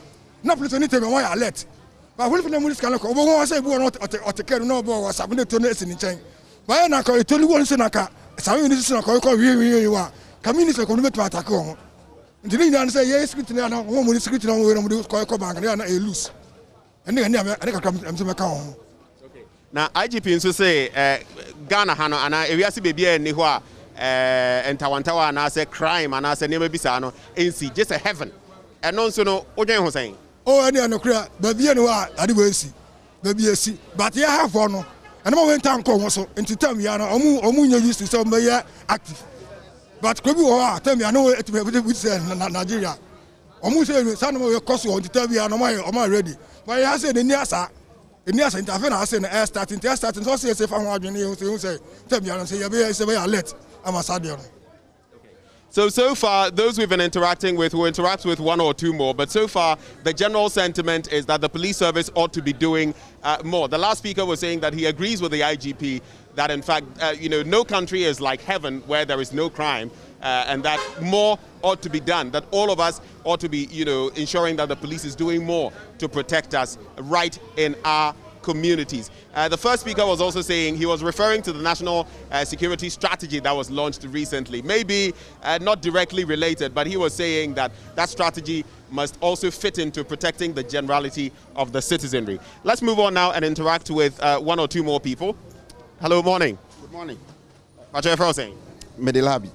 Labi? Yeah. Yo, na someone say we Juma. Very well. Na so the security situation or my no say no. Pacho Odwen who say Pacho wore mask there. Yeah, no ashe amaye. Why? Yeah, no ashe amaye. Yo, sebi. Entino Adwen che no anything.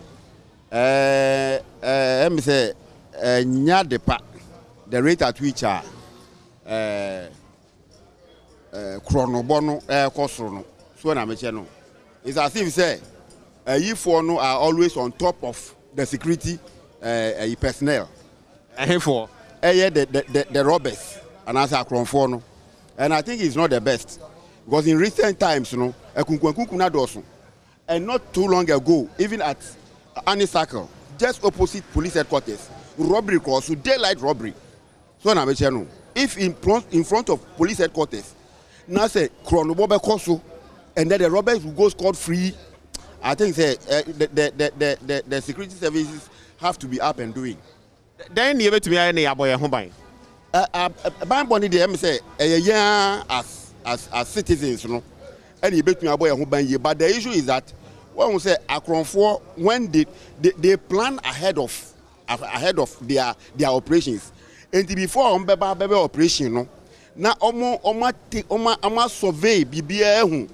And some maybe opportunity, they are always ahead of us. And Tiana say a boy who buy. One of us say, okay, so train my police number boy who buy, and the Debiano over the loser. Security services, do you feel they are up to the task? Do you feel they are doing what we should expect? Or more essay? They are, but I think say logistically, they are behind, if I should say so, because who are winning. The especially the police service, the ratio when I mention too wide for you to say bia ubenya be say a police for be say bia o citizen re ayedoso saying the police for no mobile who buy no it say na 1:800. Hey, well, look at it, it's too alarming. So when I mention I think we have to employ more. But the issue is that employing so because sometimes we don't employ the right personnel. And that's where the issue comes in. Because sometimes when they're in Koto, you find robbers within the police service. So not only the police, I wouldn't want to single out the police, but within the security services. So they collaborate. They collaborate to what? To destabilize the nation or to destabilize the security of the state. So now, and say you employ one of the security personnel there, and as I say, you're very, very, very, very careful. You look at the person's background. Sometimes you look. They say it's a party we have power. And as I say, whether they are carefully studied, we don't know. So na me channel. And that is where I think say, as I say, the police, we have to encourage them. Because to me, you don't have to criticize the police at all times. And the police, before you say, you as a citizen, what are you doing? One can say then away. One am channel. Inti SMB say chatwa maybe say no. IGP say aha nye heaven. Inti crime ACR. Omo ye hu bibi but aha nye heaven. What do you saying? I don't think it's a good comment for him to say so. I understand they say as for crime it's everywhere. So na me channel. And even in the United States any more democratic the crime rate is high. So na me channel. But you see when you say it's not heaven, what is the police doing? If you say it's not heaven, as if say Abia, oh bonny maybe egu. As for we the citizens, we will cry because we know the police as our so na me channel. What are you doing? Most Sweden are more meaning say sometimes they go around, they go to ghettos, arrest these hoodlums, they go and arrest them and all that. Later, no, when you say court, say. So yet we all know that these people are criminals. We also have to look at the judicial, so yeah. And so in a nutshell, he has been sharing quite a number of thoughts, and for him, one of the most important ones is that the security apparatus of our country, the Ghana Police Service, should live up to expectation. He was talking about one of those recent robberies around the CID headquarters and how right in front of, the headquarters of the Ghana Police Service, such a robbery could happen. He's also spoken about the fact that, well, individually, we all ought to protect ourselves because it appears, looking at the police-to-citizen ratio, they cannot, take charge for everybody, and that we as citizens should also be willing to, look at our own security and take care of ourselves. In a nutshell, those are some of the thoughts. He also made mention of how we recruit people into our security establishments, especially the Ghana Police Service, and to make it devoid of politicization. Let's move on now and interact with a few more people. Hello, good morning. Hello, good morning, sir. Pacho mask no betimi asha mayanke be de pa ye da se. Pacho friend saying? Yeah, from Kwame Nyame. Kwame Nyame. Na Kwame, inti nema na AC no odwen ho saying security situation. Oh, nema is the mobile. Because we share new Bema police near 40 years here shoot to the sun mobile. Mobile is say Ghana ya catch mobile. Jumana ye Ghana post for Jumano enye Juma bia day by Jumana ye Juma phones they say. Because police for a pardon for too much. Obo police near our duty crap or book money enipa. Also ye crap duty crap for being more combo. Because go for no woman say a CFL way on my police for lines I say we say if man for no. I think all Nazi say kusu money down. Because omo no come no man and man for line say you come bank say the same. And now the can say anka IGP beti me anka. So that for no go bara so no. Say be omo nya dwuma bia anka yema omo sikrom na omo mwa put for no. Because put for no adwuma omo ya okrom say omo say we go for no object omo against. Post it you obedu bribe. Post it you obedu bribe. Especially oko kaswa. Post for the way omo give bribe open the drivers for no enye. Today be omo say you go president driver sem. Post no about we bo bia sum oko kaswa because of bribing thing. But you know. But IDP pa omo chief of staff and your back home. No one move away from so that for no boras. Tamale for your mum bra because lockdown by no arm. We should come in and lockdown no and Maconia are fine. Because yeah, we work with they were working with the military and the police. A boom because what here and no more Yakumo be a child only more dear. And about saying, me was garbage and say, also was in the air the palm. So I don't cancel also was for the come they black for Benedict. Because of the Omuji bribe, I feel they no respect. Sana ni parakai. Yeah, okay, but me apa, but okay, so do a baby so. Oh, you're right. Because police name save you, obey car, no aginiska. Obey the no aginiska. I say, Caswadia, Omuchiwa, Omuji with 200 Ghana. What's it when you a day, bear 1,000 Ghana city? 1,000 Ghana city, coffee, I know it. Say, PRO, me or can't, PRO, Tio, I could say. All the investigation, Uncle Kaswa, MTT, no problem, you got a crassy. because they are not working over there, because they were free with the armed robbers. Uber police name or Tibemu or the armed robber name Numunsa. Sometimes we should not to blame the IGP. IGP enipa obre and you don't go to yes we am well because all the Portugal be my police say we are robber. Let alone say oh no catch no, but all the Portugal police near or say no they were not in charge to arrest. First of all, I don't want to be as a politics, but first of all, you're black for so no, and let's say that promoting. Okay. It's wait there, Bonneteo Maya, very briefly, Bonneteo. I asked a moto no so ya de bokro no pi. And on what you say, ya be na den. Bonneteo. Sir, what was some dear politics. You go to for no. They the same as the armed robbers. They use the motor to the rob. And they make plan and can yeah register. Or be arrested of the point with uniform. Yeah, Chiwa say own register am. You ever go court? They have found say found this say about 300 million, 400 million, and 40,000 BM. But they big arrest of both by about 100 or 200. The next day do position no na call. It's no MY no. Kwame Nyame, that's say no pay when they actually change kobo. And so Kwame Nyame has also been sharing his thoughts. Some of the focal issues he raised, that the security situation currently is worrisome, and that the security establishment cannot do it all. That we as citizens ought to help. But he made mention of a comment, unfortunate though it may be, passed by another person who seemed to be happy with what had happened in recent times in terms of that police officer who lost his life. And he was saying that part of the problem is the corruption of the police service, and that if they live up to expectation and are less corrupt, they will be able to do more of what is expected. Those are some of the thoughts that Kwame Nyame has been sharing with us this very morning, right here live from the Kwame Nkrumah Circle area. Handing over back to you in the studio, Mama V. Well, thanks a lot, Benjamin Akapo, live from Circle with what people are thinking about, and security certainly has been on our minds.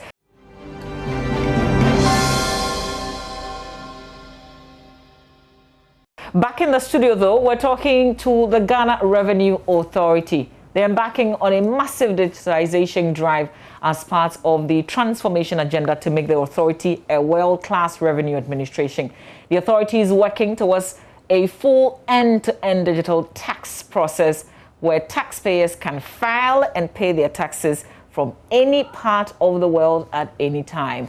So let's have a conversation with two of their members. Mr. Wisdom Kofi Hato is Chief Revenue Officer, and Dominic Nab is Assistant Commissioner, Special Aid to Commissioner General. So two huge gentlemen in the studio to talk to us about what the new policy is. Good morning, gentlemen. Thank you for being here. Thank you very much. And good morning to your viewers. Good morning. Great.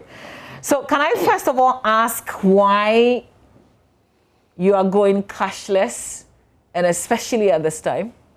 Yeah, we are going cashless because government as a nation is committed to actually moving to cashless economy. And GRA is a major player in this ecosystem. To this end, GRA also wants to actually embark on serious, reforms. And at the fulcrum of this reform is actually the digitization that we are embarking upon. We want to actually help encourage ease of doing business in Ghana. And ease of doing business in Ghana, one of the barometers of determining that is actually ease of paying taxes. We feel that our taxpayers should not always struggle and come to GRA offices to pay. They should be able to pay their taxes anywhere they find themselves, even outside the country. That is the reason for which Commissioner General decided to be in the forefront of these reforms to ensure that we are able to bring make tax paying less, taxing. Okay, great. Mr. Ato, can you take us through the process if people want to pay online? Yeah, thank you, Mama V. The online payment process goes this way. We have a payment platform called Ghana.gov. Okay. And if you are a new entrant onto that payment platform, then what you want to do is to go on the net, then you go into www.ghana.gov.gh. Okay, so on the screen, if you're following, this is what you find if you use the address that he just gave. Okay, so this is the ghana.gov.gh. That's right. All right. Yeah. So you want to sign up. So quickly you follow the prompting. Then you enroll your email and a mobile number. Okay, so you look for sign up once you open the page, and this is what is going to pop up. Yeah. All right. Then you go through the prompting. You follow the prompting until you are successfully signed up. Then you look for GRA, Ghana Revenue Authority, and click on File and Pay Your Taxes button. Then it will send you to GRA Direct Payment. Okay. So when we are there, while there, then you select the tax type that you want to pay. There are various tax types. We have PAY, we have CIT, we have withholding taxes, and many others. So the particular one that you want to pay, you click on it. Then also you now have to upload your TIN, that's the taxpayer identification number. Then also the period that you want to pay for, the tax period that you want to pay for, you indicate it. Then also the amount of tax you want to pay, you indicate that. Then after that, you submit. Then when you submit, it takes you to where the kind of payment you want to make. Whether you want to use the QR code payment mode, or you want to use the mobile money, you want to use the bank cards, that's the credit and the debit cards, or you want to use the invoice, where we have a short code of *222*. Then you upload the invoice number, then you click on hash. Okay, all right. So I guess once you go to the main page and you sign up, the rest of it is for you to follow the instructions that is given you. But Mr. Nam, let's talk about those who find themselves in rural areas where they don't have the kind of sophisticated phones, if you like, that can make them make easy payments, as we're talking about. But can they go to the rural banks, for instance, to make payments? Yeah, for now, the rural banks are actually not part of the designated banks to aid this process. But as I speak, there are some attempts to actually ensure that they are also rule-owned. That notwithstanding, what we have done is that we have our field officers over there, all over the places, to help persons that actually want to pay in the rural area to be able to use their Momo. Trust me, anywhere you go, everybody is using Momo. Momo me here and there. So for me, I think that it's actually a success story because already almost everybody is on Momo. Yeah. So paying your taxes through Momo, for me, I think that it's actually going to be a very convenient way of ensuring that persons actually comply with that. Okay, so why don't we start off by taking people through the process of paying taxes via Momo? Yeah, this platform is one of them. In fact, we have done sufficient education, but of course, education is not an event, it's a process. We keep talking. And we are going to engage our taxpayers more and more as the days go by to ensure that everybody appreciates how it is supposed to be done and then they can comply. Okay, so can we go through the process once more? Yeah, with respect to the Momo, yes, you dial *222#. Then you select option 3, which takes you to GRA. Then you go further to select option 2. Then it takes you to direct payment, GRA direct payments. Then you enter your valid TIN, that's the taxpayer identification number. Then you select the appropriate tax, that's the tax type that you want to pay. Then the period that you want to pay for, and the amount. And you are good to go. Okay, it's as simple as that. Yes, very simple. Great. But we need to practice for some time to go to the field to help people to practice it, then you'll be used to it. Just as when the Momo or the, how do you call it, internet money and all that came first, we were scared of it, but with time, we all became used to it. So do you get prompt alerts at GRA so that it is in your records that I have paid through all these means that you're sharing with us, either via Momo or maybe you're using a debit card, you go online and you make the payment. Do you get the prompts? Yeah, exactly. As soon as a payment is made, we get the prompt.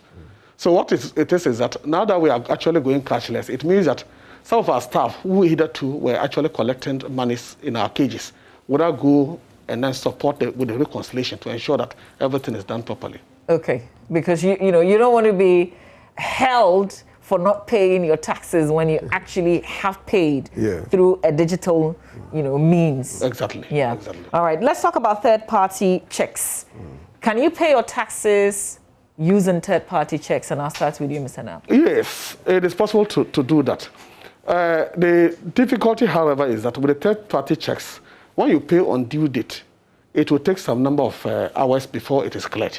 So when that happens, the system will not recognize that you have paid until it is actually cleared. If it's an uncleared effect, obviously you'll not get value for it. So for us in GRA, it is when value is given. That is when we recognize it as payment. So in that case, it will trigger some interest payment.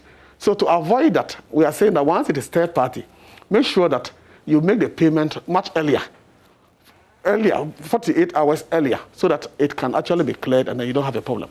On the other hand, you can do what we call special clearing or clearance, where you go and tell the bank that this money must actually hit this account quite fast. Then in that case, they are able to help you go through so that you don't actually pay any interest. GRA does not intend to have our taxpayers pay interest or penalties. That is the reason for which we are all over the place trying to actually educate our taxpayers sufficiently so they don't run into any troubles with the law. Okay, so you're saying that if you bring a third-party check until it clears, you haven't really paid. That is actually the system. It's not only GRA. You understand? You are in the process until it is cleared, of course. Okay. You don't have you have to make sure that you get the timing correct, so that it doesn't get into the area of penalty. Interest. Where you pay. No, the point is that if you pay your money early, government is able to use it to prosecute its agenda. But if you keep government money, it's as if you have actually invested that money elsewhere. So the interest on it, the government will also want to actually take its bite. Okay. So, Mr. So if you're not registered on Ghana.gov, as you showed us, can you still pay through the bank? Yeah, you can still pay at the banks. Okay. What do you tell them? Well, you go to the banks and you want to pay. So you give your particulars, then you pay to the bank through the platform. And who issues the tax receipts there? The tax receipt is issued. We have a standardized GRA receipt at the banks. So on payment, then that receipt is issued to you. Okay. Yeah. So if you're sending somebody to make payments, you have to educate them well enough. Exactly. You're not just making a deposit, you're actually paying your taxes. Exactly. So that the teller can give you the corresponding receipts. Exactly. Okay. You see your taxpayer identification number or your Ghana card, and then also the amount that you are paying, and then the tax period, which is also very important for us. Okay. Now let's pay attention to the informal sector. Yeah.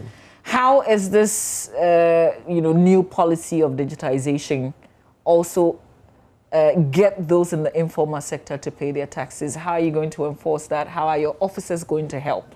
It may interest you to note that the informal sector is even ahead of you and I. Oh, okay. I'll tell you the truth. You see, go to passport office to access your passport. You have to do it online. You don't need to go to the passport office and choose a day that is convenient for you. Then you go and go through the process. And that is what everybody is doing. So for us in GRA, it is not as if it is something new. We are only just trying to actually associate ourselves with the system and then to ensure that we are able to actually add value to our taxpayers. That is what we are doing in GRA. Okay. Mr. Ato, you wanted to add something to it? Yeah, I want to say that many African countries, especially Kenya, has been practicing this for some time now, and it's been very, very successful. So I want to say that it's about time we started this, and I believe that we'll be used to it. It will be easier to transact business, to pay your taxes. The convenience is there. One problem that we have had is the problem of proximity, where you may have to rush to a tax office to be able to pay. Otherwise, you'll be paying out of the timeline, which will trigger maybe interest and penalties. But now you can even sit, if you are using the mobile, you can sit at the convenience of your home or wherever and pay your taxes. So I think that it's going to make it very convenient for the informal sector and also beneficial to them, so that they will avoid the trouble of rushing to tax office at the the last date to pay their taxes. Great. Additionally, the GRA offices open between 8 and 5. But you can make your payment even after 5. You can make your payment at weekends. Even before 8. Exactly. So for me, I think that we should embrace it. We should actually give it the needed push so that GRA will succeed. Great. Mr. Herzog, can you also file your returns online? Yeah, sure, you can file your returns online. As we said earlier, that we are gearing towards an end-to-end a digital tax process where you can file your tax anywhere, your returns anywhere, and even pay any part of the globe. So that's where we are driving towards. So right now we can pay, we can submit our returns online. Okay, all right. So, Mr. Nab, what's the bigger picture? This new policy that the GRA is embarking, what are the benefits for you? Are you hoping that a lot more people will pay taxes? Yeah, the benefits are, I will look at it from two folds. That is one from the GRA perspective. We are actually able to provide comfort to our taxpayers, to let them know that we think about them. We don't want them to waste time trying to transact businesses with us. And also it will ensure efficiency from our end as well. And above all, it is going to help Ghana be able to move from cash economy that is creating a lot of problems for us to cashless. Carrying money on you is not so safe. So once we are all able to actually embrace this system, I believe strongly that we have a future. Okay, Mr. Ato, I visited one of your offices, the Achimota office, the domestic office recently. And I saw there were people who were coming forward to get their TIN, but you have boldly written there that Ghana card, you can use your Ghana card now as your TIN, so there's no need to come for them to generate. So my question is, if you don't have a TIN, can you still access and pay your taxes?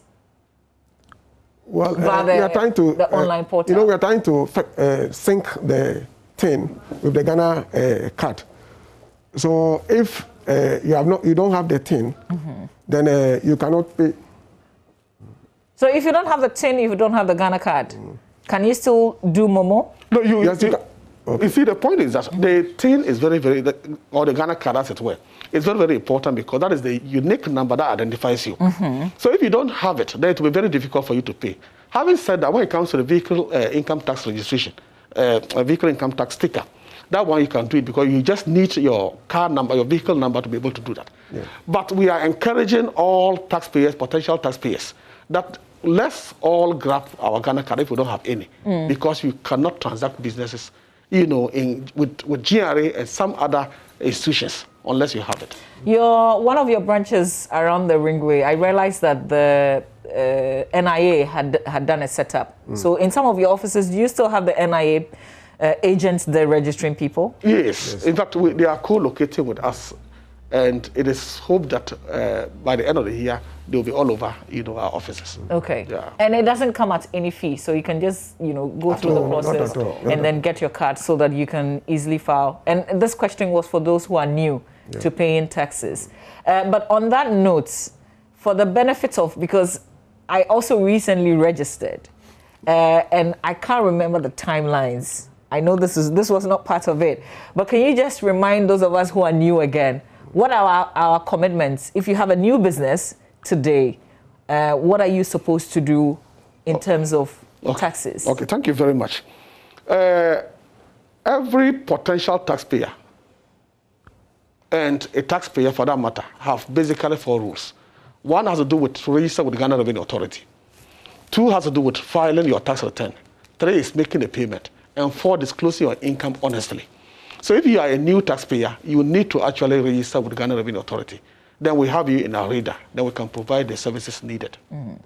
Okay. All right. Do you want to add anything, sir? I think you have said it all.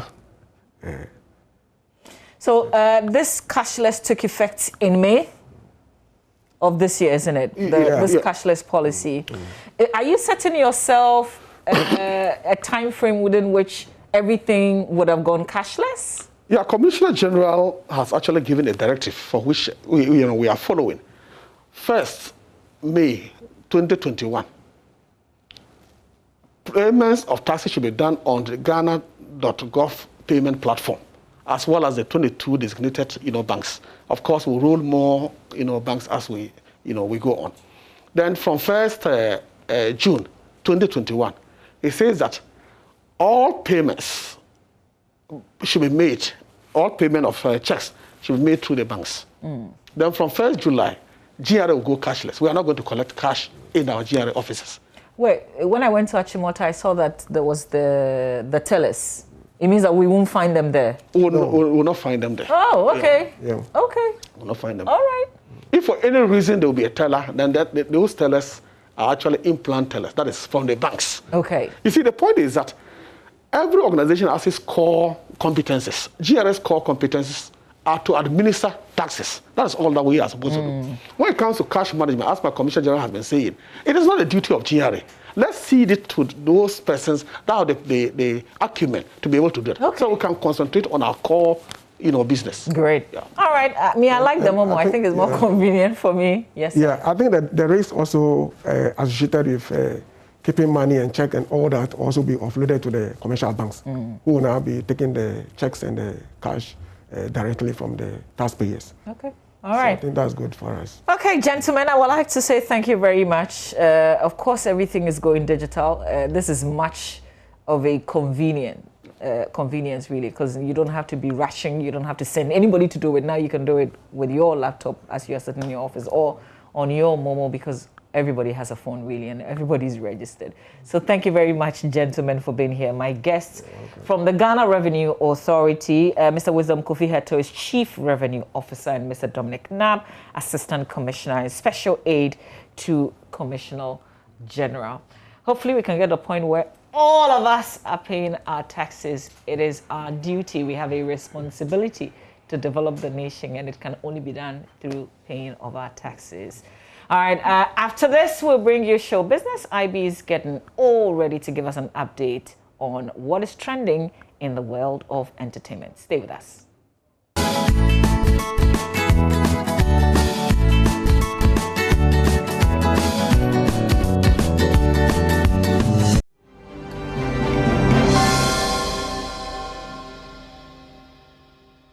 So if you see this, you should know that it's time for entertainment on the AM show. The name is Ibrahim Ben Bako. The handle is IB Ben Bako, and you should try and follow me on all social media platforms. But hey, let's get into what is happening in the world of entertainment. So 3 days back, that was on Tuesday, the designate Deputy Minister for Tourism, Arts and Culture was vetted. I'm talking about Marco Kwekumantie. Very interesting, almost 1 hour vetting through that he sat, and a few things came up that have been very interesting and also have caused a lot of talks amongst the industry personnel. Well, one such thing was the High Life Journal. So the vetting committee member was asking, okay, so Mark, you are wanting to be vetted, or you are wanting the deputy minister role for the arts, tourism, and culture. What are you going to do to revive High Life if you're given that note? Well, this was an interesting, question, and Mark also made sure that he answered it and gave a lot of flesh to this particular question. Well, this is how it all happened when Mark was being vetted. High Life, something that identifies us as people. Unfortunately, most of your new artists that are coming, you call it hip life, or what do you call it? There's a name people have for it. We have hip life, and then we have Afrobeat. Afrobeat. I enjoy listening to Afrobeat, but obviously, I will be very happy if High Life could be promoted in a special way that will bring it back. What, in your view, can we do to get High Life back? Thank you, Honorable Chair. High Life has actually not gone for it to come back. It is evolution of sound. If you listen to the 70s and the Nampedus, And then it came to George Darko changing, using burger beats, making it the equity for burger high life. And then over time, we had people like Charles Samuel also coming in with a different type of high life. Then Daddy Lumba, Kojonchi, before the Hindba Kisis, so then the Dasper Jamines also came to change it. After the Dasper Jamines generation, we got to Friam Ponsa. If you listen to all these rhythms, you will see that almost everyone comes with a different form of high life. So it will be difficult to have a particular type of high life play for about 20 years. It will still be their high life. Kwame Eugene claims is the champion for high life, but I'm sure that some of you do not believe his kind of music is high life. But it's evolved. Kim Promise, Wendy Shea, they all do a different form of high life.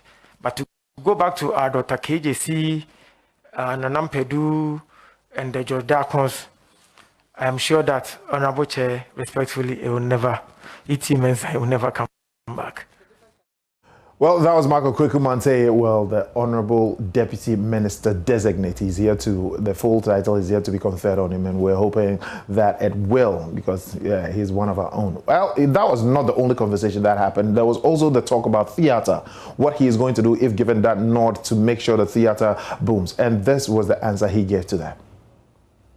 Given the nod, are you going to do to promote not only the like of Uncle Ebo, but many young generation that are coming into theater? Thank you, Honorable Chair. Theater, at a point in time, we all thought it wasn't sellable until Uncle Ebo showed his face. He's shown us the way, and so we know that we can sell theater. Now we have other young men who are competing with Uncle Ebo, but senior is still senior. What I would suggest or add to what Dr. Awa wants to do for theater is to make it exportable. Because years ago, we were here when Umoja, Charterhouse brought Umoja to Ghana. We all went and we called for what we call in our local parlance appeal. And Umoja had to come back for a second time. As they come, they are taking foreign exchange. They are taking monies away. So if we are able to get markets for Uncle Ebo and Co. across the world, and they decide to tour, by the time they are back, we have some foreign exchange for the country. And so that is what I have to add. Thank you, Honorable Chair. And that was Mark on theater saying that we should make it, an exportable community. Well, a lot of people sort of agree with him, because yesterday on Hit 103.9 FM, there were a lot of talks by entertainment pundits. Now let's sidestep from the vetting and also, listen to what Trigmatic said. Well, Trigmatic, who over the last weekend, released a video of a single so far, as saying that if the industry, he's talking about the entertainment industry, is well built, well structured, a lot of people, investors will want to invest in it, and the creatives themselves will benefit. But if the structures are not put in place, a lot of things might happen, a lot of monies might come, but the creatives are the ones who will lose. Not too long ago, we had, I think about 2 years or a year ago, the Nigerian government pumped in some money into their industry. South Africa has done it, Spain has been doing it. I've also been in a program sponsored by the Italian government as well. So governments have been doing it. It's not bad to call on government. However, I always say, for a private businessman, he needs to operate in a sane environment, in a safe environment. So we need to sanitize our environment. It's not protected. How does he trace how his income will come back? How does he trace his returns? Those are the things we need to look at. We don't just have to call for investors. We have to make sure our home is clean. So when investors are coming in, I know if I'm putting in 10 million, I know how I can trace that money back. Until that is done, I don't think it will look so attractive to any businessman. A lot of people will come in for partnerships, but we'll always be at the losing end because the structures are not protecting us. Yeah, you can sign a deal with Universal, you can sign a deal with whoever, but until your collection system is properly done, until logging is properly done, until you know like researches have been done and the results being used to set up proper structures, how do you gain? How do you make that money back? So yes, they can make money off you, but how do you get those monies back? Streaming, we always say streaming, but those are little income that come in. That's not the main thing. Let's talk about the main cake.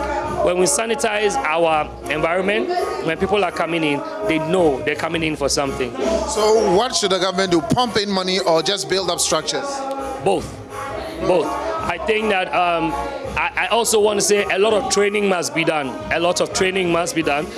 Structures must be built, and then pumping in the money must come in, and or even structures must be done with money.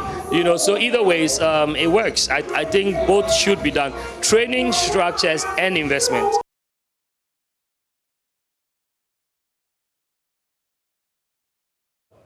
So that was Trigmatic. That's a good call. That's a good call. Listen, I think today in one of the papers there was the issue of inconsistencies in data. Apparently, former tourism minister Barbara Ting had given a certain figure for visitors who came into the country, the year return. And the Ghana Tourism Authority is also given a different figure. So I check what he's saying in terms of systems. Because if we can't get a simple thing as data, then who are you calling to come and invest in what? What are you even, what is even going to be your solid foundation for your blueprint or your business plan if you are talking to an investor? Because you need the data to be able to know, okay, this is where we can go, this is how we can recoup, this is what we can do moving forward. So data, like I said, is very, very important. Absolutely, IB. Well, thank you so much for showbiz. And on that note, we have to wrap up. But it's a Thursday. Thursdays we do throwbacks. Which artist is on your mind? Well, the artist back then who was doing what they were doing, and it will even sound like now, for me, is Bookback. Oh! Yeah. How did you know? No, it's true. See, back then, the kind of songs they were doing, play it now, it fits into this generation, though they were doing it back then. I tell you what, we didn't plan this, but the song we're ending is actually from Bookback. Okay. Okay.